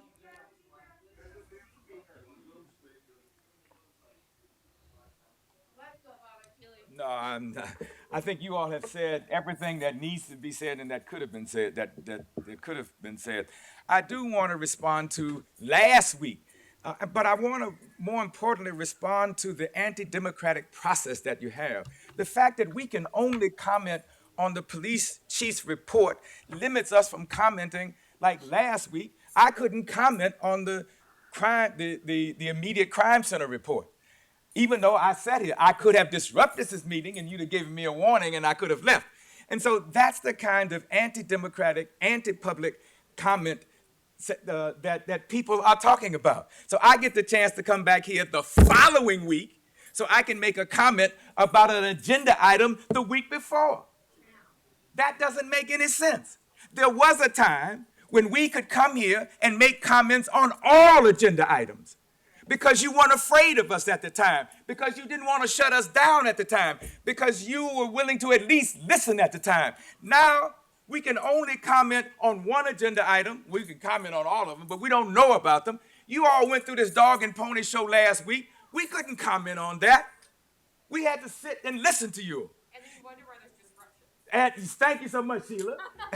And you wonder why we get upset and I use my voice. And so I come here now to call on you to allow us to do what we've done, to allow the public to share public comments on all agenda items after they are presented. They do that at the city council. They do that at the board of supervisors. They do that at all the public agencies. Why don't you do it here? Especially when you're supposed to be the civilian voice. Thank you so much, Sheila. Come back up and you can. Do you see how this works? Do you see how I said something, he responded to it, and he But- understood it? You see how that works? But What a great modeling mark. so I'm saying, thank you. But all I'm saying is that at one time we could come here and we could comment after every agenda item. And we had 2 minutes. Now we are limited to the police report, and we can comment on other items, but we don't know what they say. And you did that on purpose so that you could limit public comment. That's the only reason I can think of. You do that so that we can't be heard when you have to make difficult public policy. I want to oppose those real-time crime facilities, because all they're going to do is increase surveillance, and all they're going to do is make it more difficult for black people to live in this city. So I didn't get a chance to say that last week, so I'm saying it this week. Thank you. Caller ending 1108. And this will be the last speaker. Hi, can you hear me now? Hi, yes. What items would you like to speak on? Yeah, I wanted to thank you for the effort to let my call through, because I've been having tech problems with you guys. DanielGus.substack.com, all items and general, please. Okay? Are you with me? Can you hear me? Yes, speak. Hello? Okay, great. All items in general public comment. I'm starting my clock. Board members, my name is Daniel Gus. I publish a corruption blog at danielgus.substack.com.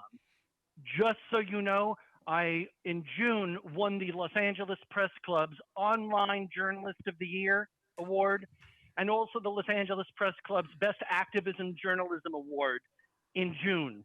So I'm fairly good at what I do, playing by the rules and holding people accountable. This only is after years of threats and intimidation and harassment by the Los Angeles Police Department to try to interfere with my reporting. The LAPD tried to stop me in my exclusive expose of Curran Price, who's going to spend most of the rest of his life in prison, more likely than not. At corruption in the mayor's office, I've had to sue you guys, and you have paid me or my lawyers tens of thousands of dollars. And yet, I'm winning these journalism awards because I'm a straight shooter. So here are my comments today. Your de-escalation issue, number 4A. I have a story from last week. Karen Bass and the LAPD are outsourcing impaired driver 911 calls. It's at danielgus.substack.com. And for some reason, your 911 operator took 6 minutes and referred my call to Urban Alchemy, which, even though I made no reference to the impaired driver being homeless. And then when I asked for more information the next day, you send me a press release. I said I didn't want a press release. You send me to the mayor's office, which doesn't respond. Now you're withholding public records, as you tend to do a lot. You guys can't keep interfering and putting the public safety at risk. You guys have covered up. You have covered up a domestic violence incident that was recorded on video, and you have a copy of it between Katie Kepner at the fire department and a civilian. And then when Katie Kepner allegedly got into another domestic incident with Detective Scarlett Martinez, you guys decided, oh, we're not going to show you any of the records because we're reopening our investigation. But now that the investigation is closed, you're still withholding the records. Guys, nobody wants to sing the praises of the LAPD more than I do, and I can't. I've been a victim of the threats and harassment and intimidation. Thank you. This concludes our public comment period. The board will now go into recess for 10 minutes. Okay, the Board of Police Commissioners is back in session. We will go to item number 3, consent agenda items. Are there any questions or comments on items A through D? I have a question for item A. Are there any other questions or comments on the other 3, B, C, or D? The A as well. None? None? None? Okay, so A and B. No, just A. Just A. Just A? Okay. So with that, I would move that we adopt the recommendation for board item on items B, C, and D. Is there a second? Second. Motion made and seconded. All in favor, say aye. Aye. Aye. Motion carries. We'll go back to agenda item A, Department's report. Relative to the contract between the City of Los Angeles and Loyola Marymount University. And Commissioner Kalanche, your question or comment?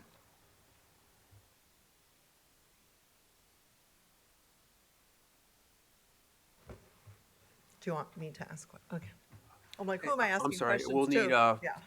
Deputy Chief Brockway, Administrator Lopez. Good morning. I'm here on behalf of Deputy. Thank you, sir. My apologies. Joel, go ahead and identify yourself for the record, please. Sorry? Could you identify yourself? Yes, Joe Lopez, Police Administrator 2, and as a civilian Assistant Commanding Officer of CSPB. Thank you. Okay. Thank you. Just wanted to get a little bit more context. I know we had a presentation a couple of years ago on the first survey. So I wanted to get an understanding about the next 2 surveys that are proposed as part of this amendment, like what the focus is, what we hope to accomplish with the survey. So just a little bit more background. Yeah, so this is the survey, the whole contract is really, this is the third part of a survey that included the survey from 2020 to 21, and then there was a second amendment for an additional survey. And so this is part 3, if you will, of that original contract that's we're looking to execute the amendment to. As far as what the purpose of the survey is, continuing to follow just the work and the information that was gathered in the previous 2 surveys. And so we'll work with the surveyor this time to look at the data that was collected and to continue to kind of establish a baseline from the other 2 to be able to identify that information and that feedback that we're seeking from. So we don't know. I don't know if that necessarily answers your question directly. So the first presentation we had on the survey was on the public sentiment, right? So is it building on that? Is it new information? Is it, yeah, so just to get a sense. Yeah, so it does. It builds on, right? It builds. So the first survey that was done was post George Floyd, 2020, right? And so gathering the sentiment of obviously the community at that time. And so that established kind of the baseline that we're following now to see kind of the emerging, changing trends in terms of the sentiment towards law enforcement, how safe folks feel in the city, you know. And so it was always a 3 survey contract, again, to establish a longevity of all the data that's being collected to be able, again, to go back and have a real baseline over 3 years. And Commissioner, to add, we did deliver the 2023 survey results. As just a reminder, it was delivered to the Commission with presentation by LMU in August of this year. And it is based on, as Joel indicated, it is a survey of community sentiment representative of the entire city of Los Angeles. It's longitudinal in the sense that it follows the 2020, 2022, and now what will be the 2024 survey. It asks questions that are based in part on focus groups that were gathered from a cross-section of Los Angeles as to what are the most pressing issues in regards to building trust or the holding of trust and the evaluation or sentiments towards the Los Angeles Police Department. And it asks questions from those focus groups. You get the consistency of asking questions about being satisfied with the overall performance of the department, whether or not, what groups within the city of Los Angeles do you trust most, or in which do you trust least, such as police or non-police, government elected officials, commissioners, the media, others, as well as whether or not they feel the police department, or how they feel the police department, their level of respect for the community. And then they deal this, these surveys are then presented in a manner that demonstrate differences between, or lack of differences between groups of different identity groups. Right. And these are all means of the public getting feedback as to where the Los Angeles Police Department stands in regards to trust. Where are our weaknesses, areas that we need improvement, as well as where are our strengths. We look forward to this, this last in a series of this contract, but it's my hope that we'll continue this survey on an annual basis. What we've seen since 2020, and now with this last survey, is an improvement of overall sentiment, of support for the department. They trust local police actually more than anyone other than their own local neighbors. But yet it also demonstrated, based on racial identity, that they believe that the department at times stops individuals for no reason or for lacking probable cause. These are all insights that we work with our local command, that we work with our internal messaging as well as external as to means of which for us to improve our work in improving overall community sentiment. Got it. So to the question, so the last survey is basically building on the first and the second, where we're using the same questions. Generally the same, so we can do year-over-year comparison. Right. The LMU does, with their sophistication, does allow for some expansion or reframing. For instance, the instances of mental health involvement with the police and also alternatives to policing. Those have been areas that have evolved over the last 3 years. Got it. And then last question. So you said it was longitudinal. So are we surveying the same people across Because a longitudinal survey would be like you're tracking the same people across. Well, we're tracking, they are statistically sound representation of a city of 4 million. Okay, so, okay. Just, So my mistake, if perhaps I've misused the word, it's meant to be representative over a course of time. So you have a sample over a course of time. And it's a statistically significant representation of the population of Los Angeles and the makeup of the population of Los Angeles, so that it can be apples to apples as much as one can, Yes. recognizing these are anonymous surveys. Got it. Okay. Those are all my questions. Thank you, Commissioner Kalanche. Actually, it segues nice into my question and comment. The question is, with all of this information, as you receive it, is there a plan for improvement to respond to those areas where we need to do better? And the comment is, if we don't have a plan for improvement and we do actually improve, how do we know what worked? So yes, there is a plan. This is a matter that, in fairness to Joel, has primarily been shepherded by Chief Tangarides within CSPB, and now Chief Brockway, who could not be here today. But for the department standpoint, both internally as well as external, our communication in building trust is shaped by this. In addition, the results of this survey were sent out to the 4 geographic bureau chiefs, and they each evaluated, because of their particular locations within the city, because of variations of the survey results, to come up with their comms plan about areas that they want to particularly work on. For instance, the valley sentiments are different than, say, to some degree, than, say, the west side or central part of the city. So we also gave those deputy chiefs the surveys with their own snapshot to understand what are areas that they need to deepen and build public trust, or what are areas that they're falling short, so they could speak with their officers on a more granular level. The department's going to be continually engaged. We see this as a once a year type effort, but we're also embarking on more tactical feedback by some other means or strategies in which we can get anonymous but local-based sentiment surveys as to how we're doing. Thank you, Chief. So even though each bureau chief gets the information for their respective geographic area, do they also get to look at the other 3 bureaus to see what kinds of issues they identified and what they're going to do? Yes, proud of the work. Assistant Chief Marino, and he detailed this out to the 4 geographic bureaus. They collectively, as an office, came back with what are the best practices, what are the strategies that work, and then Captain Moniz, as part of our media relations, has marshaled that, and it is also blended into our strategic plan. Thank you, sir. Any other questions or comments from the commission? With that, I make a motion that we approve the recommendation for board action. Is there a second? Second.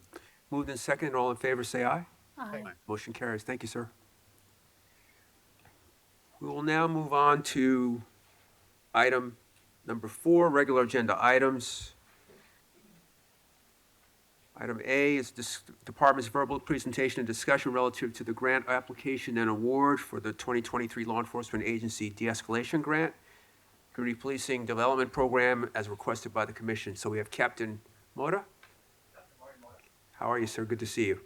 The floor is yours.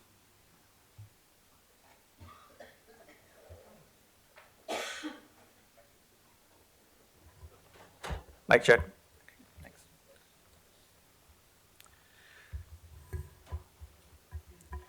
Good morning, President Suthers, Vice President Shields, and Commissioners Briggs, Calanche, Garcia, Mr. T-Fank, Chief Moore, Inspector General Smith, and Attorney Carlos De La Guerra. My name is Mario Mota, and I am the Commanding Officer of Metropolitan Division. I am here today to provide you with a verbal brief on the grant application and awards for the 2023 Law Enforcement Agency De-Escalation Grant from the United States Department of Justice and the Office of Community-Oriented Policing Services, commonly referred to as COPS. The item was previously on this board's agenda on November 21st, 2023.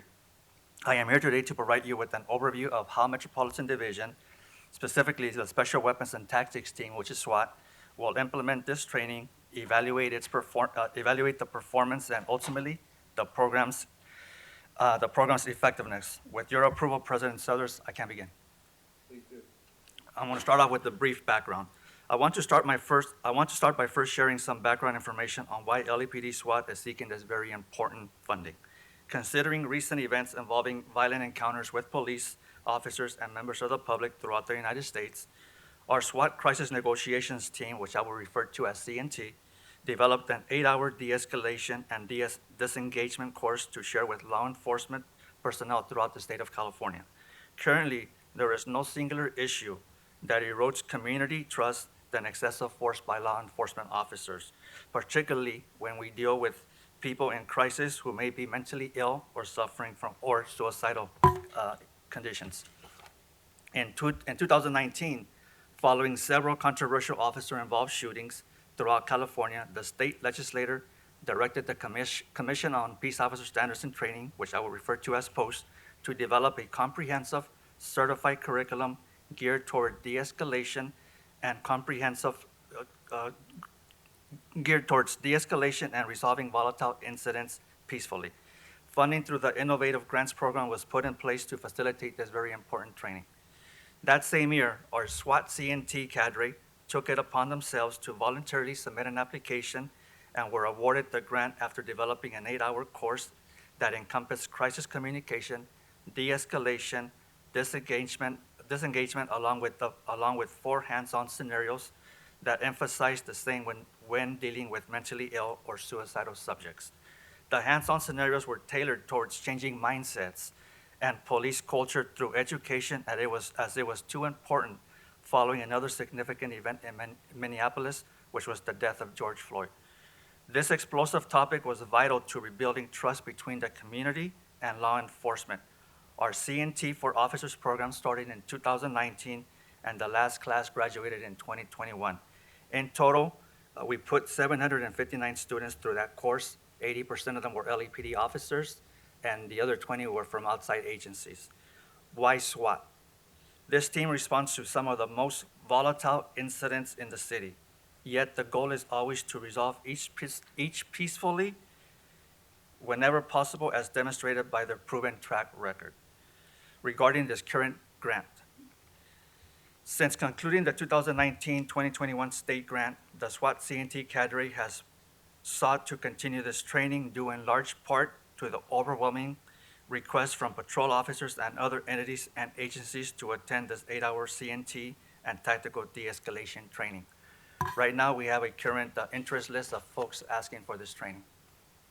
Earlier this year, the SWAT CNT cadre worked diligently with the Office of Constitutional Policing and Policy, the grant section, to identify a federal grant that could fund this training. SWAT CNT personnel and the grant section identified the 2023 Law Enforcement Agency de-escalation grant and again took it upon themselves to complete and submit the grant application with the assistance of the grant section. On November 2nd of this year, we were awarded the grant. We anticipate training the following: 840 patrol officers in crisis negotiation. 80% will be from this agency, which accounts for approximately 672 officers. Based on the grant's mandates, we need to train 20% from outside entities for a total of approximately 168 officers. The class will be offered 1 time per month for 14 months, and we anticipate having 60 students per class. And our training cadre will be our own CNT cadre, and we will have 1 lieutenant, 1 supervisor, and 11 CNT cadre members at every class. The award is for 2 years, but we anticipate probably asking for an extension so that we could accomplish the request of the grant. What policies will be covered during this training? In 2019, the SWAT CNT cadre developed an expanded course outline, which is the ECO, that was approved by POST and issued a curriculum code number. For this federal grant, we will seek a new ECO, and that is currently being reviewed by our department's instructional design unit from Police Training and Education, and will be submitted to POST in the next 2 weeks. Included in the instructions will be an emphasis on de-escalation techniques to include use of force tactics directive number 16 on tactical de-escalation techniques, and the tactical disengagement training bulletin from 2019, which was spearheaded by SWAT. with the whole purpose of reducing and preventing violent encounters. The main emphasis on the training goals will be to provide police officers and those directly involved with the initial response to critical incidents with crisis negotiation skills that would be useful in their day-to-day community interactions, including those instances requiring de-escalation techniques and tactical disengagement when appropriate. The training will also introduce active listening, mirroring, and rapport building. The 8-hour training course will include instruction on disengagement and options for de-escalation, the basic elements of crisis negotiations, communication skills, and tabletop exercises, case briefings, and 4 role-playing scenarios. The scenarios were selected from real incidents, some of which had tragic outcomes. Scenarios include the jumper, a domestic violence radio call, a welfare check, and a 415 man in a park with a crowbar. For the scenarios, the class will be broken down into 4 groups. The students will enhance their communication skills by practicing active listening while also incorporating the principles of reverence for human life, tactical disengagement, de-escalation, critical thinking, the duty to intervene, implicit bias, command and control, reasonable force, and officer, public, and suspect safety, amongst many other skills. What do we expect to get out of it? Our specific outcomes. Training performance. The goal is for students to become familiar with and be able to apply verbal strategies applicable to crisis negotiations in field situations to de-escalate situations and apply strategic disengagement techniques when appropriate. The course will also provide students with the minimum topics of strategic communication required by post-perishable skills programs, so they'll get credit for their communications. Students who attend the course will be provided with a course evaluation. So at the end of the 8 hours, they will be provided with the course evaluation at the conclusion of the class. The evaluation will be reviewed at the conclusion of each class to ensure the training provided meets student expectations and the intent of the course outline. Responses are also reviewed to gauge the change in mindset of the students and to modify the delivery of material if needed and provide feedback to the instructional staff. We also collect the students' data and contact information for future surveys to gauge effectiveness of the program once the students have returned to their area of assignment. There are reporting mandates as well that we will report semi-annually to the program administrators in Washington, D.C., and we had a conference call with them yesterday to ensure we are meeting the requirements of the grant. In the 2019 California grant, the Peace Officer Standards and Training sent auditors to the courses. So we will strictly follow the ECO since that will be approved by post, and we will also have supervisors, including a lieutenant and a sergeant too, at each training day to ensure compliance with the grant. Program effectiveness. Program effectiveness will be measured using student surveys to determine what part of the curriculum was the greatest value to them, what additional topics they recommend to enhance training, what impact the program had on their jurisdictions, and to what extent the crisis negotiation techniques have been incorporated into their everyday techniques, including on and off the job. The surveys will be emailed to each student twice within a 6-month period. We will use Google Forms to do those surveys. And with the intent of having the students provide honest feedback back to us. The feedback will then be used to improve the course as needed and to report the results to the grant administrators. Some questions that are going to be part of the survey to the students include, have you tried to apply the skills learned in the course, including off-duty and in their personal lives? If you have not applied the techniques, can you tell us why? Do you believe you have been involved in less uses of force or lower levels of force because you attended the class? And have you provided training to others regarding the techniques you learned?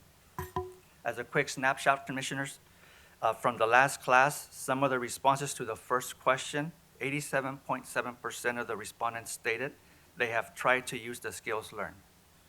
Of those, 73.6 stated the situation was de-escalated. 64.2% advised that the skills learned in the course provided them with more time to develop a plan and gather additional resources. And then regarding the application of force, 49.1%, nearly 50% of the respondents reported fewer or lower levels of force were necessary because of the skills they acquired. Regarding, in our last, back on November, there was a question regarding community and our stakeholders. In developing the course curriculum and scenarios, the CNT class sought input from community stakeholders such as doctors, clinicians, and caseworkers from the Department of Mental Health, Behavioral Science Services, or BSS doctors, D.D. Hirsch Mental Health Services, Detective Support and Vice Division's MAU unit, the Department of Veteran Affairs. Several of our calls involve veterans. We also work with other CNT negotiators from other agencies and exchange best practices and ideas for this course curriculum. And we also do follow-ups from our CNT and SWAT call-outs with the families of folks that we've come across. And then we also, our detectives that are assigned to Metropolitan Division also work with MAU and do follow-ups on the cases that we encounter. Within SWAT, we also track various internal and external cases with the intent of identifying best practices and training opportunities to prevent tragic incidents from occurring. We monitor public comment, much like today, during board meetings, as well as other tragic outcomes across the nation, and share community sentiment with our personnel and include those concerns in our ongoing training and building community trust. Most recently, earlier this year in January, following 3 critical incidents here within the LAPD, the SWAT Lieutenant and Training Bureau produced a roll call training video on barricaded suspects, disengagements, and de-escalations for the department personnel to view, and that video was posted on our LAN system. As part of this grant, we will also be completing a second roll call training video for those that were unable to attend this 8-hour course. And then we will share that video as well at Watch Commander schools and Basic Supervisor schools and the various roll call trainings that we attend throughout the year. And in closing, I want to share some quotes from the CNT class, some quotes from participants of the last CNT class that they did on their critiques. One person said, 2 clients have been de-escalated with the use of skills that I learned in the course. Another one said, I wish I could explain through words how critically important and necessary it is to give all patrol officers the CNT training. One said, I de-escalated a 415-man incident, which could have easily escalated had I not had the skills cultivated in the course. And in closing, I also want to invite you all to any of the classes. You are welcome to stop by spontaneously. No need to notify me. I will make sure that Mr. T-Fank has the class schedule. Feel free to take the class or stop by at any time. We have nothing to hide and we're fully transparent. And I'm happy to answer any questions. Captain, thank you for the detailed report. And again, it's an extremely critical program as we talk about de-escalation and community trust and being accountable. So I really appreciate the effort to go out and get a grant like this and then to follow through on the program. With that, I'm going to defer to my fellow commissioners here. I'll start with Commissioner Garcia for any questions or comments. None? Vice President Shields? Thank you, President Suthers, and thank you for the presentation, very informative. Amongst the skill sets that you mentioned, de-escalation, disengagement, and calling for additional resources, are these students also kind of taught to reach out to the other resources, such as like the SMART teams, and not try to handle everything on their own, given that they've had this, 8-hour training? Correct, and that's the intent, during the tabletop exercises where we go over the de-escalation directives as far as the patrol acronym and use of other resources. And one of the things that we use to measure our effectiveness is within SWAT alone. For example, this year we've responded to 128 call-outs, but we've actually taken 310 telephone calls to our front desk, which were screened by SWAT, and through advice and guidance, patrol officers were able to de-escalate those situations by reaching out to those other entities, MAU, Department of Mental Health, Department of Veteran Affairs, and they de-escalated the situation and resolved it without us responding to the incident. So far this year, that's happened 182 times. Last year, it happened another 180 times where the patrol officers, through the use of this training, because the class started back in 2019, they're using these skills to know what available resources that they have out there, and they're handling those incidents without us responding and having a bigger footprint in the community. Thank you. And it sounds like your message is being sent if people are reaching out to you, even if, kind of for the benefit of any doubt, if there's any doubt, it's better to reach out to you and your team for guidance as to whether or not SWAT is necessary, or you can give them advice as to how to de-escalate it in real time. Absolutely. In 2019, SWAT responded to 90 SWAT callouts. The following year, once students started going through this class and the information was out there, we responded to 120 calls, right? So it increased by almost 30 calls. More work for us, but that's great. It just shows that the officers out there in the field are doing this critical thinking, and they're stopping, assessing, and making notifications. So that's the intent of this program, and that's why we support it. And our SWAT officers, spearheaded by with their Lieutenant Ruben Lopez and Chester McMillan, I mean, they're the ones that the CNT officers, they volunteered to do this. No one asked us to do this stuff. No one asked me to be here and prepare for this presentation while I'm on vacation. I want to do it because it's important for the guys, right? So that's why we do it.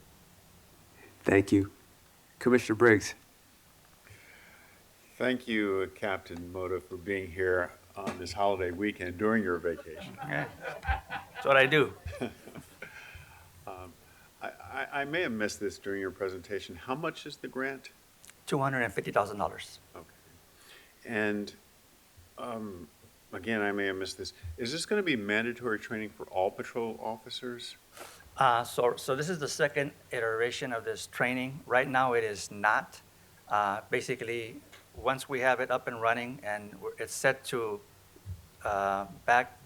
we got to go through a few things with city council and stuff, but we're hoping to have this up and running by August, September of this year. We will push it out to the training coordinators for officers to volunteer for the class. We hope that we get officers to volunteer. But reality is that we already have an interest list formed from MAU, from the divisions seeking this training. So we're going to have no issues fulfilling this.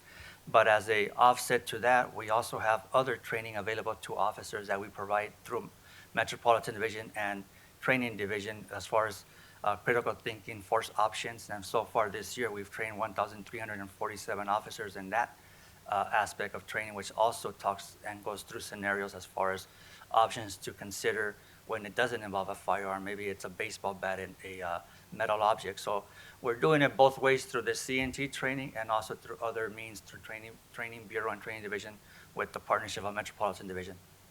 But with respect to this specific program, how many officers, patrol officers, do you anticipate training? 672 for LAPD. Thank you. No further questions, President Suthers. Thank you. Commissioner Kalanche. Yes, thank you. Similar to Commissioner Briggs, of those 600, I know that you have some interest, and I think as a commission, we would really love to see our patrol officers, especially in those areas where these incidents are more prone to happen. So I'm wondering if there's any strategy for engaging specific officers versus it just being voluntary, or I don't know if we can require, but how do we get this message out that this opportunity is available in a very strategic way? Yeah, no, I understand the question. And our goal, I mean, the curriculum, it's designed for first responders, for police officers, right? So once we have this curriculum code and we're ready to launch the program, we will reach out strategically to the training coordinators, and they do a wonderful job at the divisions where they know the folks that have been involved in, let's say, categorical uses of force, and they kind of recommend them.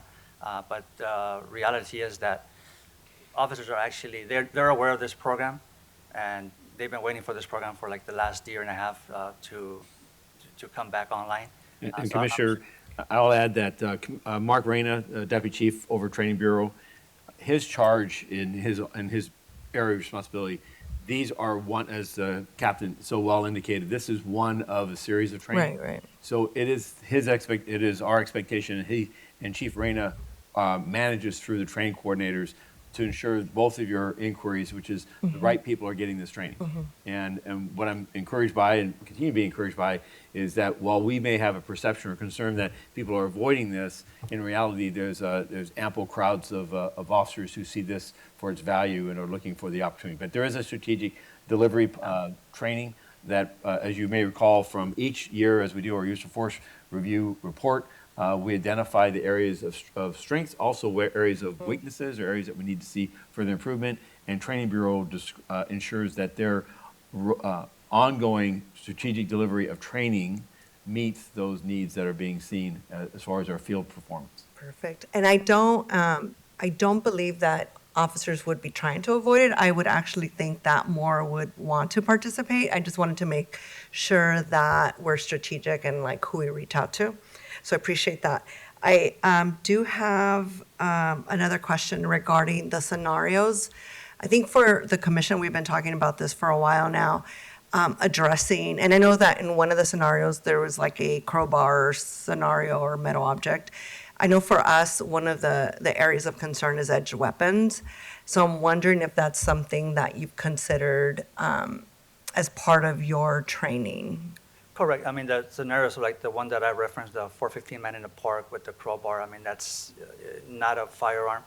And, there's a whole expanded course outline that deals with what we expect the students to, how we expect them to react. And if they go one direction, we're going to kind of gear them towards the fact that this individual is walking through the park is not necessarily a crime that he has a crowbar, right? So how are they going to engage? The whole point of it is so that they could engage in some type of negotiation with that individual and get them to peacefully or leave the park without any further incident. But we also incorporate scenarios with knives, and the other training that I mentioned with part of Training Bureau, the critical thinking force options. That involves edged weapons and not necessarily firearms. Got it. Okay. Well, I appreciate that. I just want to congratulate you on getting the grant. I know these grants are not easy to get because it's like the whole nation is applying. The departments across the nation are applying for these grants, and I appreciate the initiative from your officers or lieutenants who took it upon themselves to apply for these grants. But yeah, I look forward to seeing this program, and I think I heard you saying that there's a possibility of getting it post-certified at some point? Well, it will be post-certified, or else we won't be able to teach it. So it'll have a post-curriculum, so it'll be post-certified. Oh, okay. I thought only a section of it. I thought I heard the communications, but that's great because then they'll get the credit for their professional development and training. Okay. So wonderful. Thank you and for the presentation and thanks for the initiative of the unit. Yeah, thank you so much. Thank you, Commissioner Calanche. And Captain, again, I'd like to echo Commissioner Calanche on the initiative.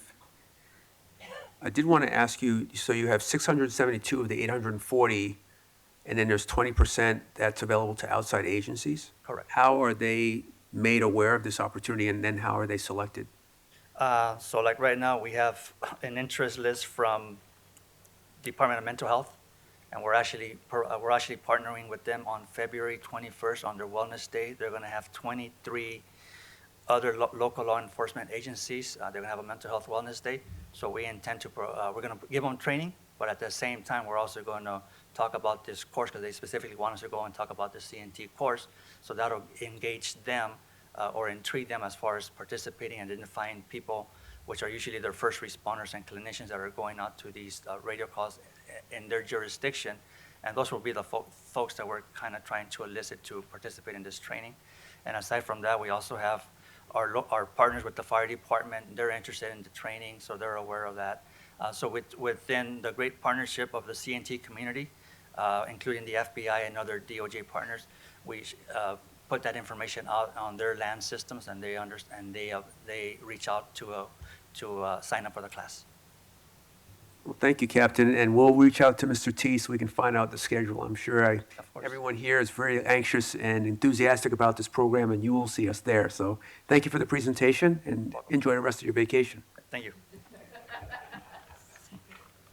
We'll now move on to Agenda Item 4B, the Department's report on reporting incidents motivated by hatred or prejudice. I have Director Rhodes, Commander Ciafatelli,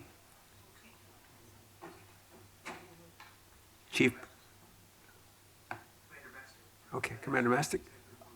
Okay, excellent. Thank you. Thank you all for being here. And the floor is yours.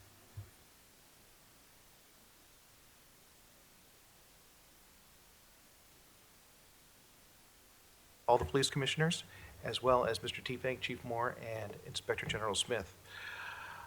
Based on several community meetings over the last 4 months with various community groups, including the Asian Pacific Islander community, the Anti-Defamation League, the LGBTQ community, Hispanic groups, African American groups, we've concluded that both hate crimes and hate incidents are being underreported in Los Angeles. This was attributed to many reasons. The top 4 were a lack of trust in the police and the justice systems, not waiting for the police to arrive to complete reports, wishing to remain anonymous for fear of retaliation, and not knowing actually how to complete these reports. Additionally, the number of reported hate crimes is up substantially this year, particularly anti-Jewish crimes, which were targeted from 2022, it was 100, and in 2023, it is 142. That's an increase of 42%, as well as anti-Muslim, anti-Arab hate crimes. From 2022, it was only 10, and in 2023, it's up to 22. That's an increase of 120%. For a total of all categories of hate crimes, in 2022, it was 110, and in 2023, it is 164, which is an increase of 49%. That includes all groups and all categories. The department is taking steps to make reporting hate incidents easier by adding these incidents to the community online reporting system. Hate crimes will continue to be reported as they are now with an in-person police response to complete a thorough preliminary investigation and a professional follow-up. This system will become available to report hate incidents in the new year, and Detective Martinez will take us through the details of this change in policy and reporting. So just a reminder, hate incidents are defined as bias-motivated, non-criminal acts. And it has to be against protected characteristic by California law. So since the department's committed to responding to these, we wanted to give an additional way for the community to report these should they not want to go through the regular police dispatch and response, the thorough investigation that we conduct at the scene. So we've adjusted the core system, or the community online reporting system. With that vendor, it's going to include the other reports that it does, but it's going to have an option for hate incident reporting. Once that report is taken at the Department Operations Center, a human will review the report, make sure that it matches our criteria, and forward that report up to a supervisor for report approval. If it is not a hate incident, unlike the other court's reports where a auto-generated message is sent saying that this report does not qualify, we are going to contact those victims if they report a crime, and we're going to dispatch officers out there to complete the crime, or to complete the investigation and complete a crime report. So it's not going to be a computer response. It'll be a contact victim, set up a meet location, and a unit dispatched. After the Department Operations Center reviews it and approves it, it's going to be sent to our to the division that it corresponds with, where that information will be entered into our records management system. That way we can use that data to combine it with hate crimes, hate incidents, the other bias categories, so that we can more effectively conduct proactive policing, and we can better understand the trends. The more data points we have, the better we can respond to what's happening out there. We expect a substantial increase in these reportings. The hate incident, the hate crime policy that you approved on October 3rd, the only difference is that the community online reporting issue has been added into it with the responsibilities for the Department Operations Center. And that since we expect a substantial increase, we're going to have a 30-day response to hate incidents only, as opposed to the 10-day response that we have for hate crimes and that we used to have for hate incidents. Everything else will remain the same. And I'm available for any questions that you have. And I'm on vacation too. And I'm, Thank you. Commissioner Briggs. Thank you, President Suthers. We should all be on vacation. Sergeant, so I need some information with respect to hate incidents, and I get hate crimes. Hate incidents. We're going to report hate incidents. What's the next step? Are the individuals who are reported to have engaged in the hate incidents arrested? Or are they referred to the city attorney or the district attorney for possible prosecution? What is that next step? Or is it the department is just taking a report? think of it as the same as domestic violence incidents. So we're not taking anybody into custody. There is no suspect in that incident. What we're doing is we're documenting an occurrence that happened. And let's say that this person who does this non-criminal act commits a crime later on. We can use this instance to prove the bias. We can also use, if I, one of the things that I do is I go through every report, and I'll go through the course reports too. If I have 5 instances in a week at a LAUSD school, I can contact the school and we can get ahead of it, do some bullying classes, some learnings to prevent these instances from becoming a crime. So that's where the data is helpful. There is no criminal offense, but like domestic violence incidents, we can use this information to hopefully prevent a crime, reach out to the community, or should a crime happen later, we can use that as 1101B evidence to in court. So you used the domestic violence analogy, but in a domestic violence situation, incident, the department can, or at times does, refer people to obtaining restraining orders against an individual who engages in that type of conduct. Will the department be doing the same here for hate incidents? If it is annoying or harassing conduct, the officers that respond, that is an option for the person to seek on their own. There's certain legal criteria that have to be met for the domestic violence restraining order or the temporary restraining order, so that we don't try to get an EPO unless those legislative circumstances Criteria, are. I understand. And Commissioner, in that instance, that would likely actually escalate to a hate crime. Because if you have a harassing, annoying, stalking charge, then the merits are there. But to the detective's point of us having an awareness, it's an awareness for the early warning sign.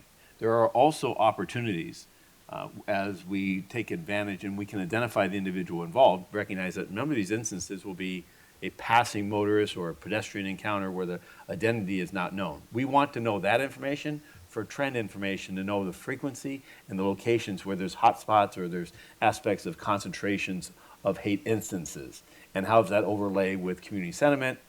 And can we do outreach and engagement to help improve people's awareness that these instances are happening? But we also are going to use these as, if we can identify the individual, absence intervention. A mental health worker, person is experiencing a mental health crisis and is acting out in that fashion. So there's many different ways that this can come on an individual basis. It may be anonymous where we can't do anything at all. But to the instance of if this action continues by an individual, perhaps there's not enough for annoying, stalking, or criminal threats investigation. But there could be, to a domestic violence analogy, should this continue, there are options for you, including a protective order. And should you have fears that this continues, admonishing or educating the victim, it's not a victim yet, but the involved individual, that there's a path here and a supportive one. Thank you, Chief. Thank you, Sergeant. Thank you, President Suthers. Thank you. Vice President Shields. Thank you. Thank you for the presentation. I think this is a very great development. I think that I agree that there's an underreporting of both hate crimes and hate incidences, and oftentimes a hate crime has been the accumulation of multiple hate incidences that if it was reported early on, it may have been prevented. And as you mentioned, given how difficult it is to sometimes prove hate crimes, having those prior instances documented is crucial to that. So I commend you for this development and making it easier for people to do, especially given the short staffing of the police and people not wanting to wait for police to arrive out at a scene. Have you, another city partner that is very active in this space is the Civil and Human Rights and Equity Department with their LA for All campaign. And they very much, advocate and try to educate all Angelenos as to how to go about reporting hate crimes, hate incidences. Have you partnered with them to get the message out about this new online reporting initiative? They were actually part of our working group to come up with this online reporting. And once it's approved, we will work with them to get the message out and have a good, consistent message all across the city to the different communities that will benefit from this. Thank you, Vice President Shields. Commissioner Kalanche. Thank you. Just quickly. So if I feel that I was, I hate to say victim, but victim of like someone saying something that was, that I interpret as like a hate speech or a hate crime, then I would go onto our LAPD site and click on a report, and then I could report the incident. Is that what we're creating? Yes, so that's one of the options. You could always call, if it's an emergency, you call 911. If it's a non-emergency, you can call the 877 Ask LAPD line. Or if it happened and you need to get home, or it doesn't hit you till later and you're home, you can go to our public-facing website and click the File a Report button, and it'll be on our core site in English. And this is a new opportunity. Basically, previously, we could only report hate crimes. No, ma'am. No, okay. No. We only had, I believe it was 11 types of reports on cores before. And if I could jump into, it is just an added ability for a person. We're trying to make it easier for the public to report incidents of hate. They still have the option. So this is completely up to the victim or the person reporting the incident. If they still would request a radio car to respond out into the field to conduct an investigation and meet with them, they still have that option. The officers will not be able to direct victims to the CORS system to take a report. It will be at the discretion of the victim only. So sometimes why this is good and why they're getting back to Commissioner Briggs's comment, why we want these incidents reported for a variety of reasons, including education of the public, getting a real feel for the pulse of what's going on with hate crimes and hate incidents in the city, is sometimes these are complicated issues. Sometimes a long line of hate incidents can then, as the chief said, qualify for a stalking or get into the hate crimes territory. And in addition, some things like verbal threats versus just odious statements, as we heard earlier in the commission room, may qualify as a hate crime. And sometimes victims don't know. So the intervention by our DOC, either on the online portal or officers responding out into the field, will help the investigation so that we can determine whether, in fact, what they think is a hate incident may actually be a hate crime. Got it. Okay. So then the other, the other, I guess, question I have is about like the next step once you report it. You mentioned that you would go through the different reports and find the ones that needed follow-up, right? And schedule. They all get follow-up. They all need follow-up. They all get follow-up. Any hate crime, I'm sorry, I cut you off, I apologize. No, go ahead.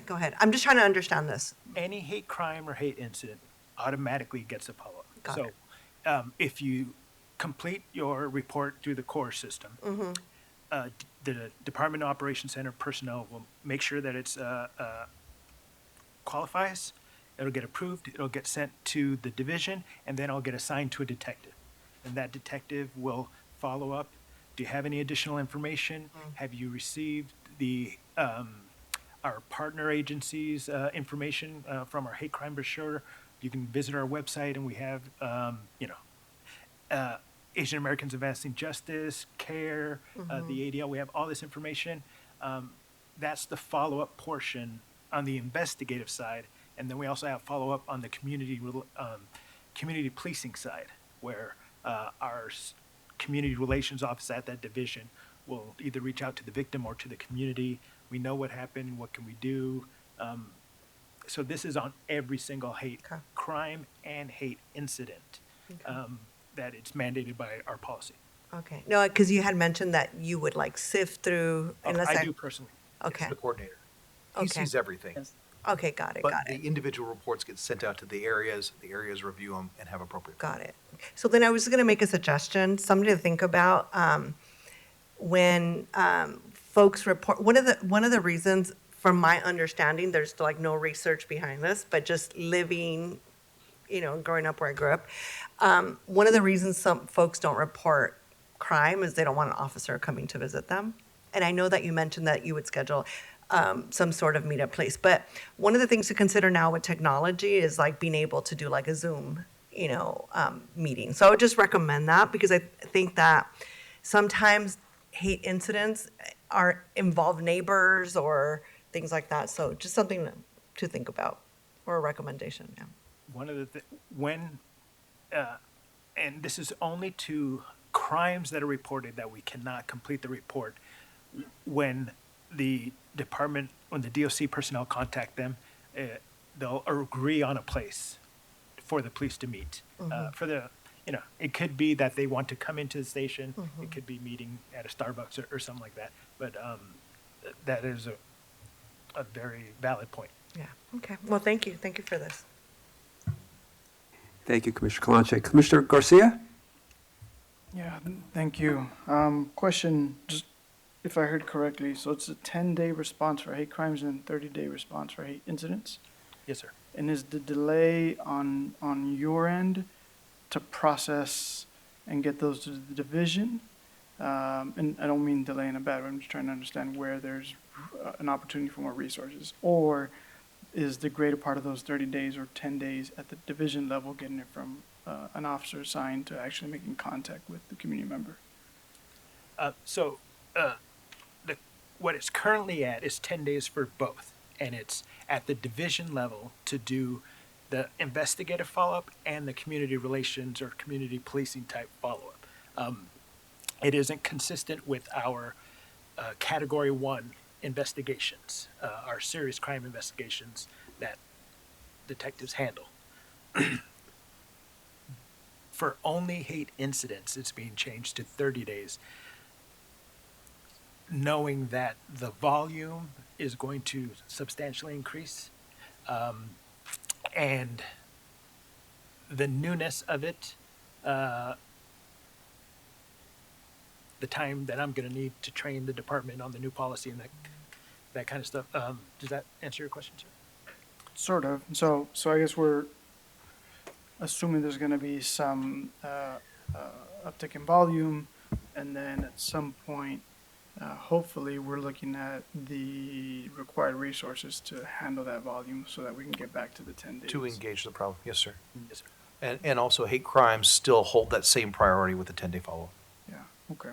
Now, in terms of the preventive side, how quickly does it get analyzed, and how quickly are you able to sort of put together a trend or a preventive strategy? Are there delays there? And I hope not, and I hope it's more real time. And real time is as soon as it's entered into our RMS, our records management system, it is available to be coalesced so that the area and the crime analysts can make patterns, find hotspots, that kind of the things that they do well. But it just has to be after it gets entered into the LAPD RMS, not when someone enters it into the core system, which is a separate vendor. What's the timing on that? We have, at the DOC, there is someone assigned every shift, 24 hours a day, to review CORE's reports for approval to be sent over to the, for records I'm not familiar with. We do have a police officer here that is our Coors expert, Officer Diaz Hernandez, if you're available. He can provide some more specifics on that, sir. Thank you. Good morning, everyone. Good afternoon. My name's Officer Alejandro Diaz-Valle, and I am the course coordinator for the department. So the question was what the process is once it is entered into the core system. So there's a two approval process once it goes to the DOC. The officers reviewing the reports will do the first pre-approval. Once they find that it merits or it meets the criteria for an incident, it gets forwarded to the DOC's watch commander. The watch commander then conducts what is called the second pre-approval. Once they confirm the officers' checks, the report now goes to our records units at the divisions. Once the records units transfer that data, manually transfer the data, and this is where some of the backlog occurs, and the time gets consumed. So it usually takes a few days. However, if there is backlog and we are anticipating additional reports coming in, it may take a little longer than that. So at the beginning, we are going to be monitoring, we are going to be checking to see how long it's going to take, and we're going to report that as well. And, you know, this is existing workflow, as far as we are concerned about the setting a unrealistic high expectation of individuals who report hate instances. Because first of all, the hate incident may be lacking any investigative follow-up as far as the ability to capture information and be used for trend information. It can be built, it's cobbled together with other reports to determine, you know, hotspots or individuals. Individuals who are identified as being a person purveying the hate, we do look for that to be prioritized at a local level and to use outreach services and others than the department to do the engagement or ask for their assistance for that engagement to encourage people to be mindful of their conduct and its impact. And it's bordering, when you will, on exceeding what are civilly protected rights or First Amendment protected rights.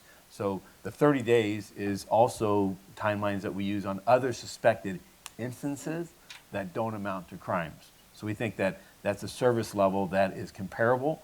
And lastly, we're one of the few agencies across America that even invests, that provides this level of investment. So I think that given the scarcity of our resources, it came from my office, as far as the 30 days versus the 10 days, because we want to learn what we can from this, not establish unfair or unrealistic expectations of service to this that then further alienates individuals who are already hesitant to make reports. Thank you. So I'm coming from the lens of, like, we were talking about violence earlier, right? The gang violence and just crime that's going down. So there are ways of being as proactive as possible with the partnerships, as mentioned, to ensure that we're capturing those trends as quick as possible in this conversation. Hate incidents or ideally hate incidents before they turn into hate crimes, and have that response either from the department or from the partners, and being upfront about engaging folks who potentially need some engaging, some education, some support, something's going on with them, whether it's an off day or whether it's something consistent that's going on, but there are community partners or community agencies that have access to those individuals to be able to de-escalate it before it has to turn into a law enforcement response. And if the data is coming to us and we're able to capture it, it'd be great to be able to, as soon as possible, relay some of that data, even if it's not fully processed through the system down to the divisions, but someone like yourself who sees all of it, getting it out to the right people as soon as possible while it's going through the process. And using technology, is there a way to, if it's going to be a 30-day response, to ensuring that the person submitting the report has some kind of automated response at minimum within a couple hours, and again, just an automatic message once it goes through the portal, and maybe it needs to go through the first approval step potentially, but if it doesn't have to go through that, at least an acknowledgement that says, hey, we received your report, these are the following steps. If it becomes emergency, call 911. If it, you really need to, if it's happening currently and you're experiencing stress and other things behind it, call your local station at this number. Just a basic set of information. So one, we get to increase that trust, because I think at the beginning you mentioned that was one of the top 5 concerns from the community, that there's no trust. Potentially, it's not just a lack of trust of officers, but a lack of trust that there's going to be a response. And so if there's at least that automated message with some basic instructions, so folks know, hey, it got submitted, I hit the click button the right way, and there's an expectation of 30 days or whatever it ends up being, and there's additional resources in that message. Yes, Commissioner. We, at this moment, have an automatic response that includes information about our hate crimes portion of our public-facing site. It'll also have a PDF copy of our updated hate crimes brochure, and that is a great idea about the 30-day thing. That is some data that we can add in ourselves. Thank you. Thank you, Commissioner Garcia. Again, I want to thank you for all the hard work that's gone into this since I believe we voted on this back in October. Commander and Sergeant, I want to thank you for the time you spent with me between then and now. As you know, I serve on the California Commissioner for the State of Hate and talked about your work here. You may have earned yourself a presentation at the subcommittee on recommendations to law enforcement because they were very impressed. We have pushed the education of hate incidents, and we're going to be working with Post on a video that's going to talk about hate crimes, hate incidents. With that, you talk about here in the policy, the hate incident is a non-criminal act. And then you also mention that these incidents are generally protected free speech under the First Amendment. They include, but they're not limited to, epithets, distribution of hate material in public places, etc. What I find interesting is here, in reading further on hate incidents, however, if over an extended period of time a person directs numerous bigoted, biased, or prejudiced statements to the same person, such a pattern of conduct could rise to the level of an unlawful criminal harassment or stalking under certain state laws, including but not limited to California Penal Code Section 646.9, stalking. Yes, sir. Care to elaborate on that? Yeah, so for example, when people say I'm being harassed, if it's one instance under California law, it does not apply as harassment. But when you combine multiple instances, that's when we can apply these penal code sections that and these laws that are in place to conduct criminal investigations, to get to protect people with restraining protective orders.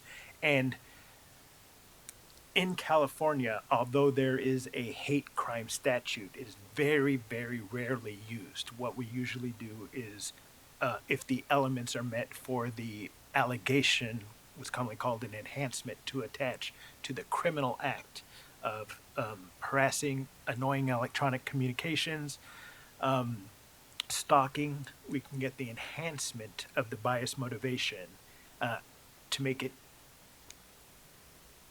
a more simpler case where you prove the elements of the one crime and then you prove the elements of the motivation, where you don't have to deal with whether a civil right, as stated in the penal code, was violated because of bias. So, Sarge, what I'm reading here is that not a hate crime, but a hate incident over an extended period that's directed to the same person could rise to the level of a crime in the form of stalking. Yes. Thank you. If you combine multiple instances together. And that's the importance of reporting these independent instances when seen as a whole could change everything. Thank you. Okay. Commissioner Briggs. So, Sergeant, we have a gentleman who comes here every single week.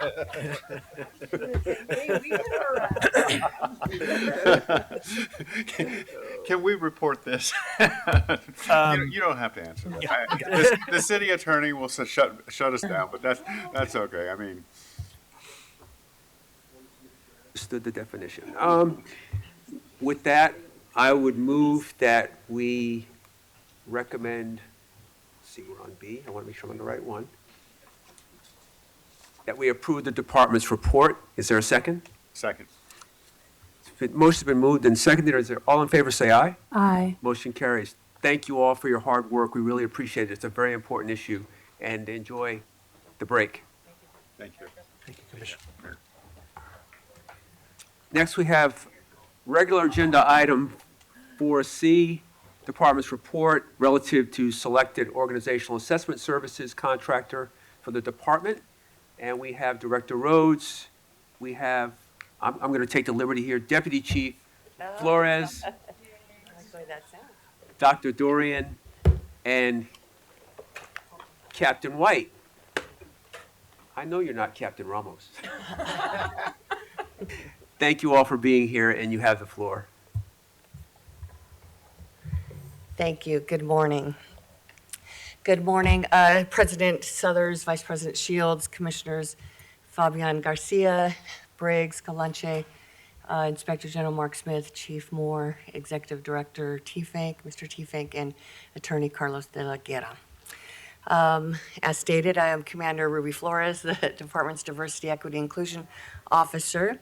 And as this is a collaborative effort here, I'm joined by my colleagues, my boss, Director Elizabeth Rhodes, Office of Constitutional Policing and Policy.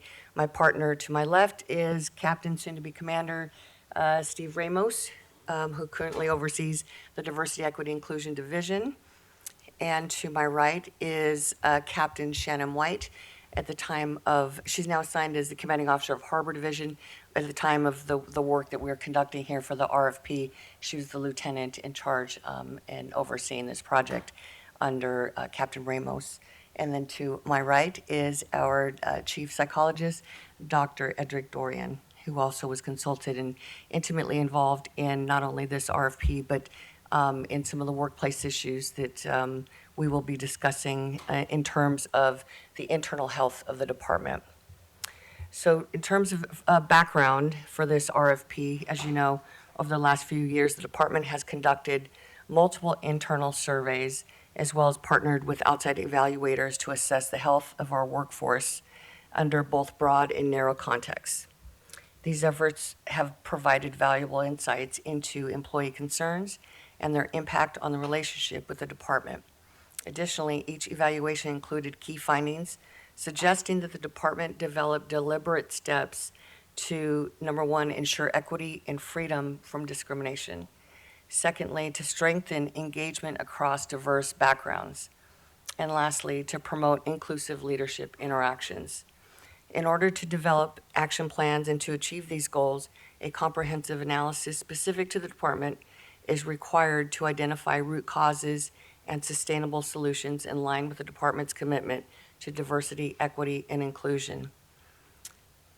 As you are aware, and I've presented in the past before, the DEI plan has two pillars.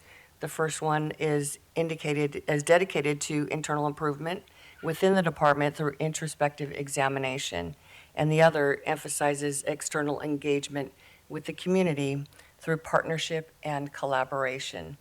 Each pillar has its own distinct set of goals. Through this organizational assessment, we seek to improve the following: to improve public trust and procedural justice. To foster public trust, we must scrutinize our current systems and practices, engage in introspective self-reflection, actively pursue improvements, and approach these efforts with cultural humility and a commitment to atonement, particularly in the context of DEI strategies, recognizing that DEI efforts will never be sustainable without incorporating the concepts of belonging and accessibility.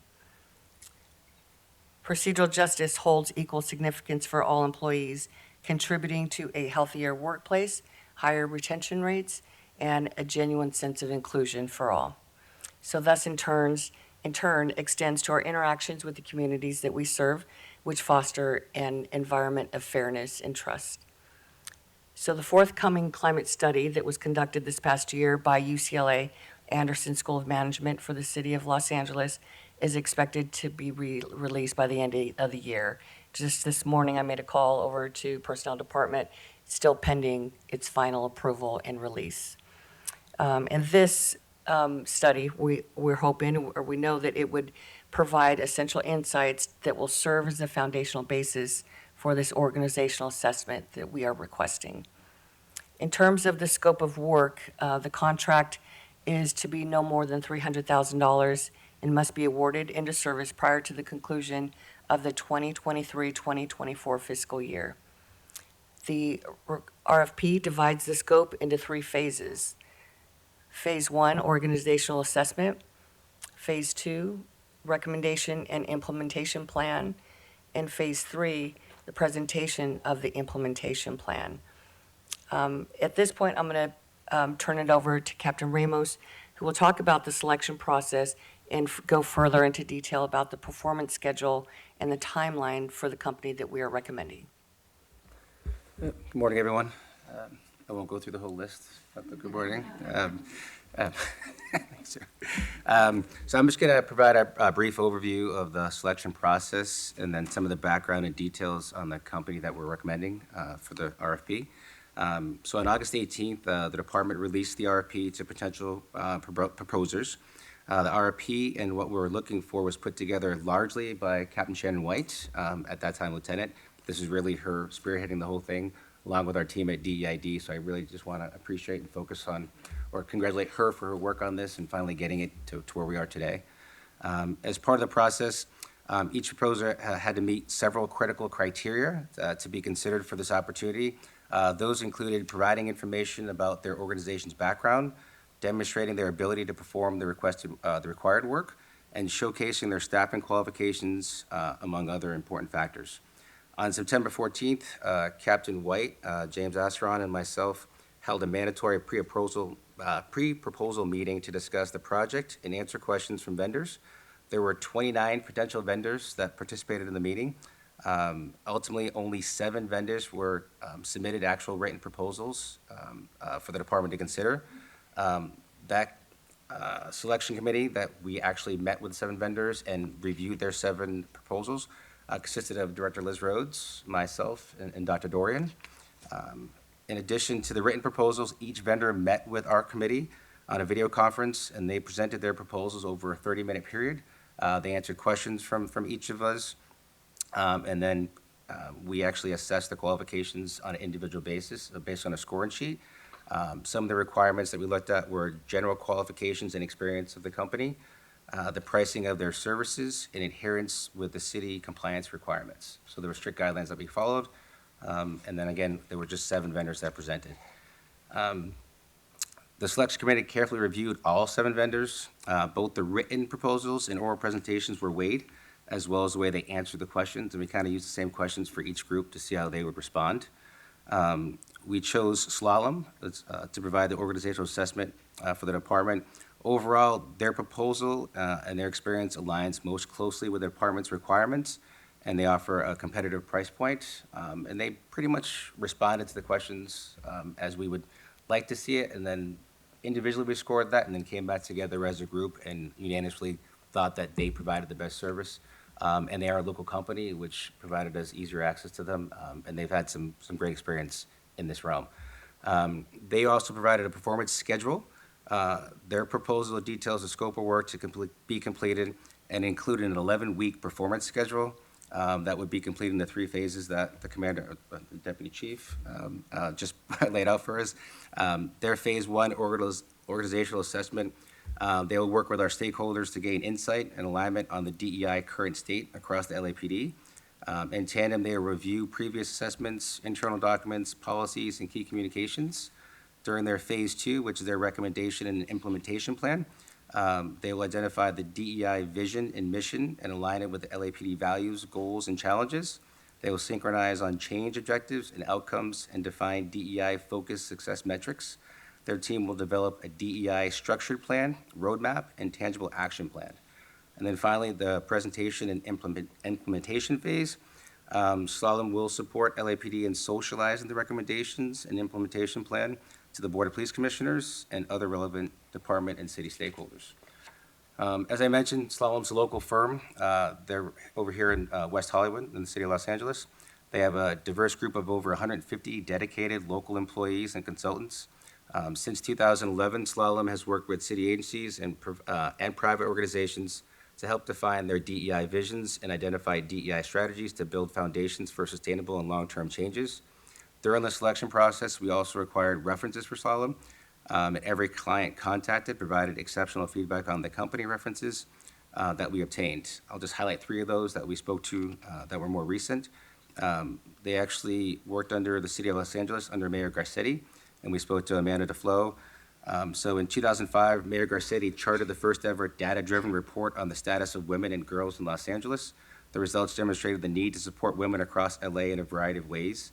And in 2018, Slalom supported the creation of a gender equity toolkit that outlined the data-driven methodology, tactics, and tools to be used by the city of Los Angeles to build a framework for gender equity. And then when speaking with Ms. DeFlo, she mentioned that Slalom assisted in developing plans for the all-city reporting entities, and their contract was finished on time, and they exceeded all expectations. We also spoke with Oakland Police Department. Captain Figueroa worked closely with Slalom during their project. He advised that they worked with Oakland PD to build Microsoft Power BI dashboards that promote transparency and accountability in the way the community is served. In speaking with him, he said that Slalom assessed their technology platform and how they collect data. Slalom created a dashboard that monitored stops and risk management issues, meaning their complaints, their lawsuits, and their use of forces. There was a high level of expectation, and Slalom nailed it, as he put it on the phone. And then lastly, the city of Bloomfield, Colorado. Slalom helped Bloomfield take their first steps in a long-term investment and journey to integrate DEI into their organizational framework. Slalom partnered with the Gemini Group to complete a first phase of work focused on 3 primary assessment components: an equity survey, listening sessions, and an equity policy review. The equity assessment was facilitated by Slalom and delivered to all city staff. The 3-phase assessment mechanics served as the foundation for analysis and input to a roadmap that was presented to the city manager's office. And Slalom continues to support the city and county with their DEAI efforts throughout the department and throughout the development of department equity plans and advisory support for equity implementation in the city.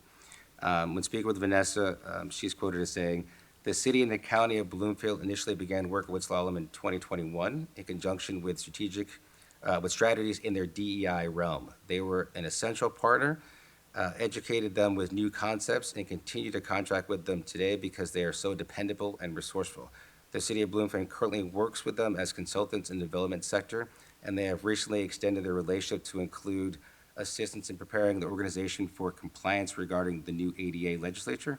They have proven dependable, flexible, and consistent. Slalom has become a trusted and valued resource for the city of Bloomfield." So in conclusion, the selection of Slalom for our upcoming organizational assessment is a strategic move that aligns seamlessly with our DEI objectives and our DEI plan and the unique demands for our vibrant city. The decision to choose Slalom is fortified by their impeccable track record and glowing references attesting to their excellence in every facet of the organizational assessment services that they provide, and we think they can provide that for the city. That concludes our presentation, and I'm surrounded by much smarter people that would be happy to answer any question that you guys have. Well, Captain, first, congratulations on your promotion, and thank you for the presentation. You took a couple of questions off my list. I'm going to start with Commissioner Garcia. Okay. Vice President Shields. Thank you. And good presentation. You are just as smart as all those on the panel there. And thank you for that. It sounds like, and just to be clear, Slalom is not a kind of like a law enforcement or organization or one of these that typically just do work with law enforcement agencies, correct?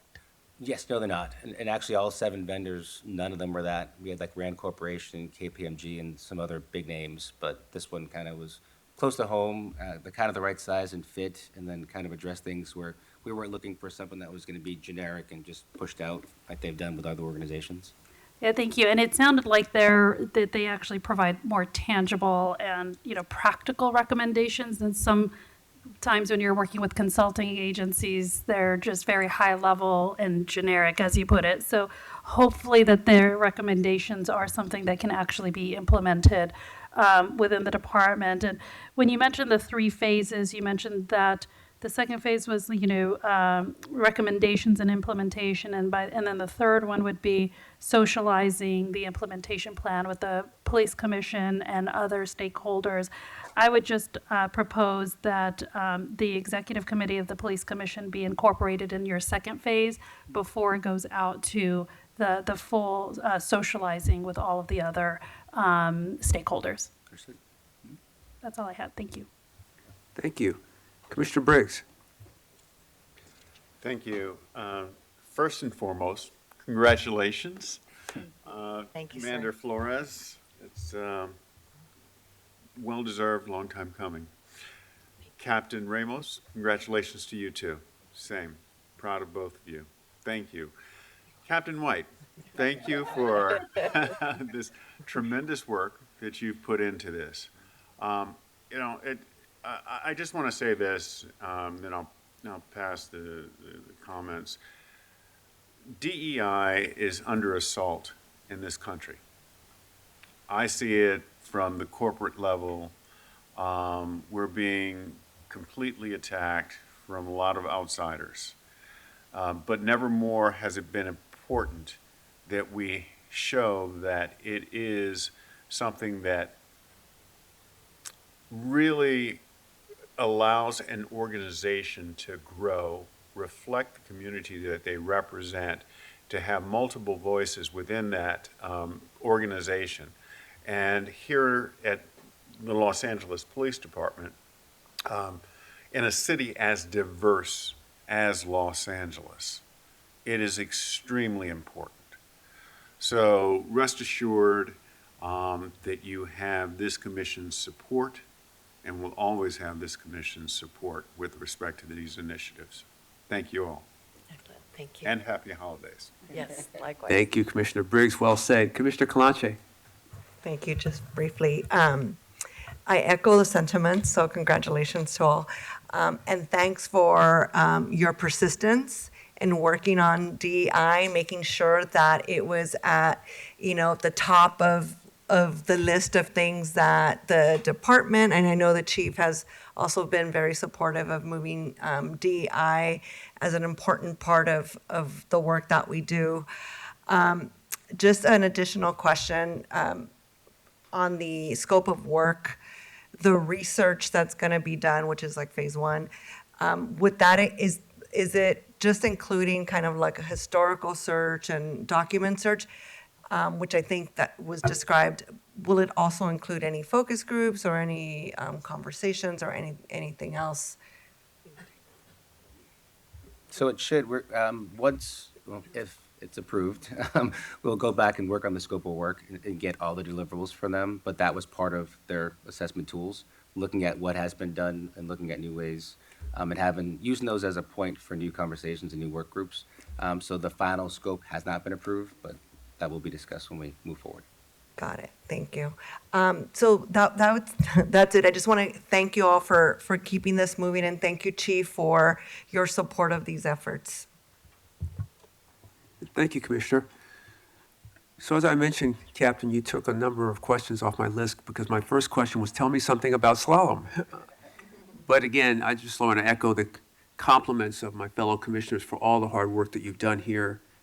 Commissioner Briggs said it extremely eloquently well, that in this zero-sum America that we live in, that if you support one thing, you can't support the other. America's truly lost its way to walk and chew gum at the same time.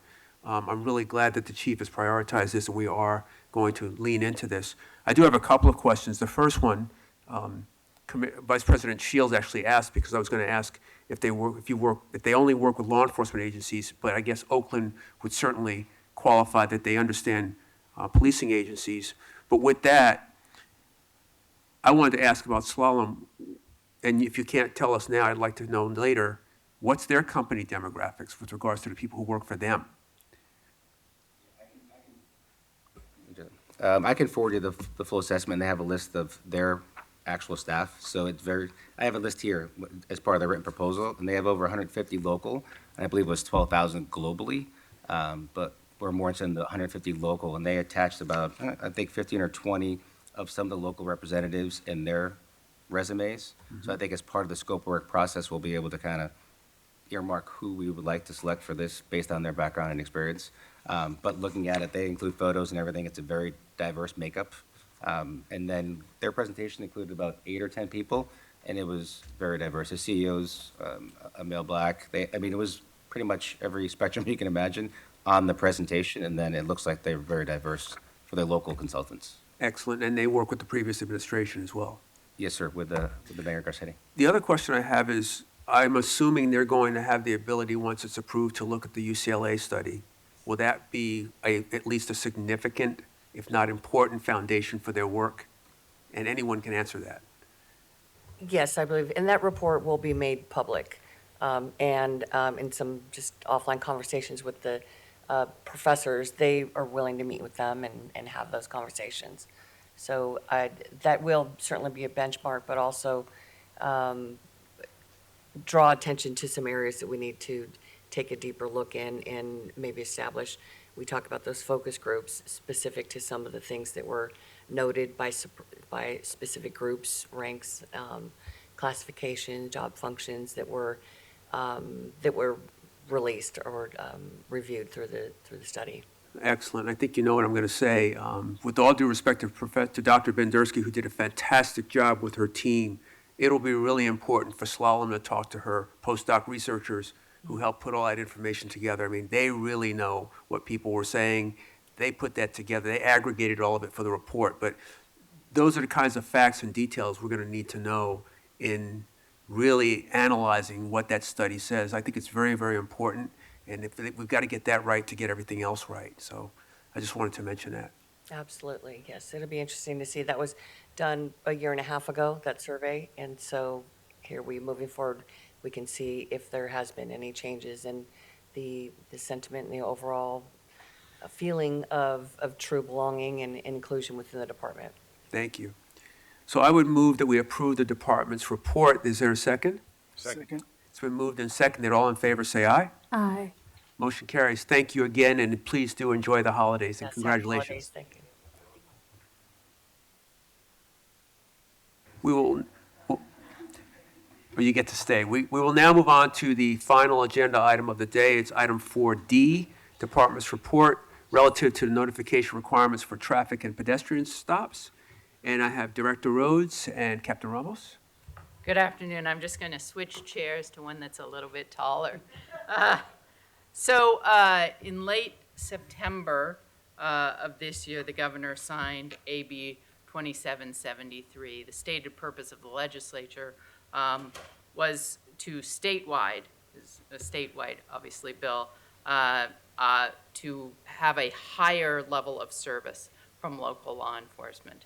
And what this bill does for all local law enforcement statewide is that officers must tell the person being stopped the reason for that stop prior to questioning them related to any criminal investigation or traffic violation. As this commission is well aware, this has already been something that has been emphasized for for a very long time, but definitely for the last about year and 3/4 because of our pretext stops and public safety. The one thing in this policy that is also important to note is the first note in the policy, which says that if the stop is a pretext stop, the crime being investigated does not need to be advised to the person, only the violation for which the officer has the reasonable suspicion or probable cause. So, for instance, as I know you all know, but in a pretext stop, if we think that the car is in, or the vehicle or the driver is involved in a more serious crime but is speeding, the reason for the stop is the reasonable suspicion or probable cause of speeding, and that would need to be told to the driver before any further investigation or traffic violation could take place. I believe, frankly, through the training that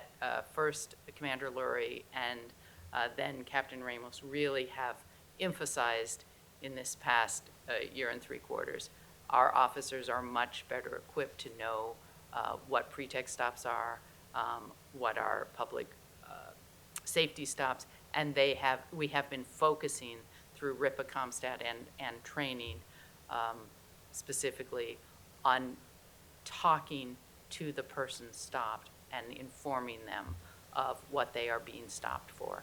But this law, or this policy and this law make that a shall.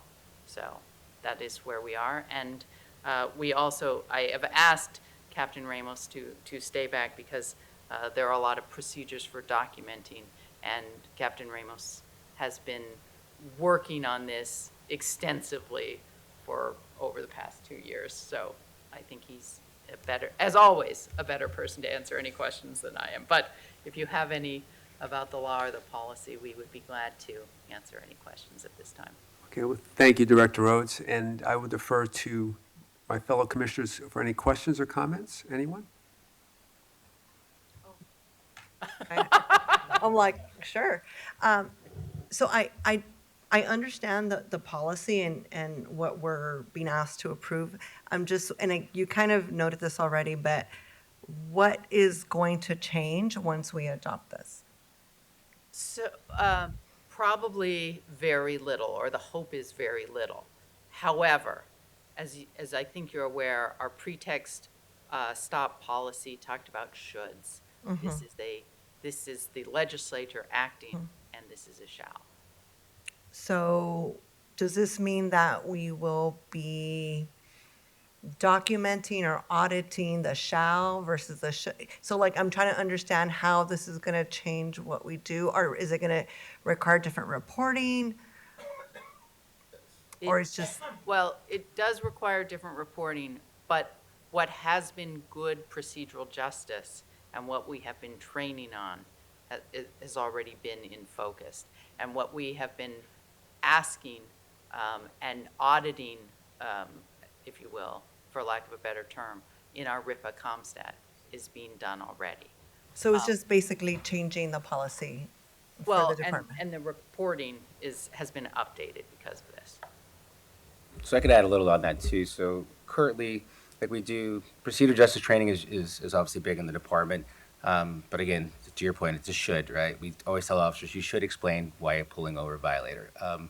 There's no, quote, policy on it. As we do our consent searches and we talk about it in CompStat, and I do training department-wide, we always try to get them to articulate everything on that body-worn video. Use your procedure justice, go through your 5 steps, introduce yourself, talk to the violator, use, common language. This now puts a little more emphasis that the law requires you, before you ask any questions about the investigation or the traffic violation, that you have to explain to the violator, as you should, why they're being stopped. So it adds, as far as the AFDR, the RIPA requirements now, this will be reported on every single AFDR. There's another field on there. What did you stop the person for? What did you tell the person you stopped them for? And then how did you articulate that? And there's explanation box on there. It has to go in every arrest report, on your field identification card. So every document the state requires now, it shall be put on there. So it really clarifies, not only do you have to do it, you have to document that you're doing it, and the policy requires that you say it on body worn. So I can tell them till I'm blue in the face, this is a good thing to do and you should do it, then that the state is now saying you shall do it. So it helps us when we do our inspections and reviews to really push back with the commanding officers and the training coordinators that they need to enforce this, because this is not just the department asking, this is a state law. Thank you. Mr. Briggs, no? Vice President Shields? I'll just ask a clarification. I have had my share of getting pulled over for traffic violations. I hate to admit it, but so are we saying that, when you get pulled over, an officer shouldn't be asking you, so do you know why I pulled you over? And instead, the onus is on the officer to tell the individual why they got pulled over. So yes, that's the big portion. I think the RIPA board and some folks had something to do with this. That you have that sometimes officer that you're talking about that would like to question you on the scene, and you have repeatedly asked, why am I being stopped? Why am I being stopped? Well, I asked the questions here, and then that kind of response where it's common courtesy, procedural justice. This is how we should treat and talk to people. So now they've actually made it a law. And that if you don't do these things, then everything else is thrown out after the fact. So they're trying to put some common decency, but then also consequence to that. So the violator does have the right. And I'm sure getting pulled over now, people will understand, I get to ask this question, or you can't ask me questions until I know. So it's just kind of putting that common sense approach to how we should be doing stops into practice. Commissioner Garcia. No, just congratulations again, and thank you for all the work that you did on RIPA, and good seeing you in person after Zooming for 2 years. Thank you. Yeah, thank you. Thank you. If there are no more questions or comments, I would move that we approve the department's report. Is there a second? Second. It's moved and seconded. All in favor, say aye. Aye. Motion carries. Thank you very much. Enjoy the holiday. Thank you. So before we adjourn, I'd like to exercise an executive privilege here for a minute. I promise to try to stay under a minute, and I just want to say, first of all, I didn't know a year ago I'd be sitting here. It's an honor, and I want to thank all the officers that are here, that are in the room, and those who are not in the room for all the work you do every week in helping us manage this. Becky and Maria, thank you for making sure I don't make any mistakes here and have the wrong information up front. Mark Smith, for those weekend phone calls that I'm sure will continue. But Chief, for your leadership and helping us get through this together. I have to tell you that until 2 months ago, I believed that you were in the toughest job in America, only now superseded by university president. But again, I thank you for your leadership and everything you do. Mr. T-Fank, you can't leave. We've taken your car keys, so you're not going to leave the commission. And to my fellow commissioners, just thank you. I'm honored to work with all of you. William, you leave awfully big shoes to fill that I'm still trying to fill. But and last but not least, City Attorney, Mr. Carlos De La Guerra, thank you for helping keep me out of trouble. Your counsel is priceless, but I just am really enjoying this. And as I said, I didn't have any idea I'd be here a year from now on the police commission, and much less the police commission president. And I do truly enjoy and respect the fact that all those who came before me, that I've got a lot of work to do, and I'm looking forward to doing it. So with that, I'm going to move that we adjourn. Is there a second? Second. It's been moved and seconded. All in favor, say aye. Aye.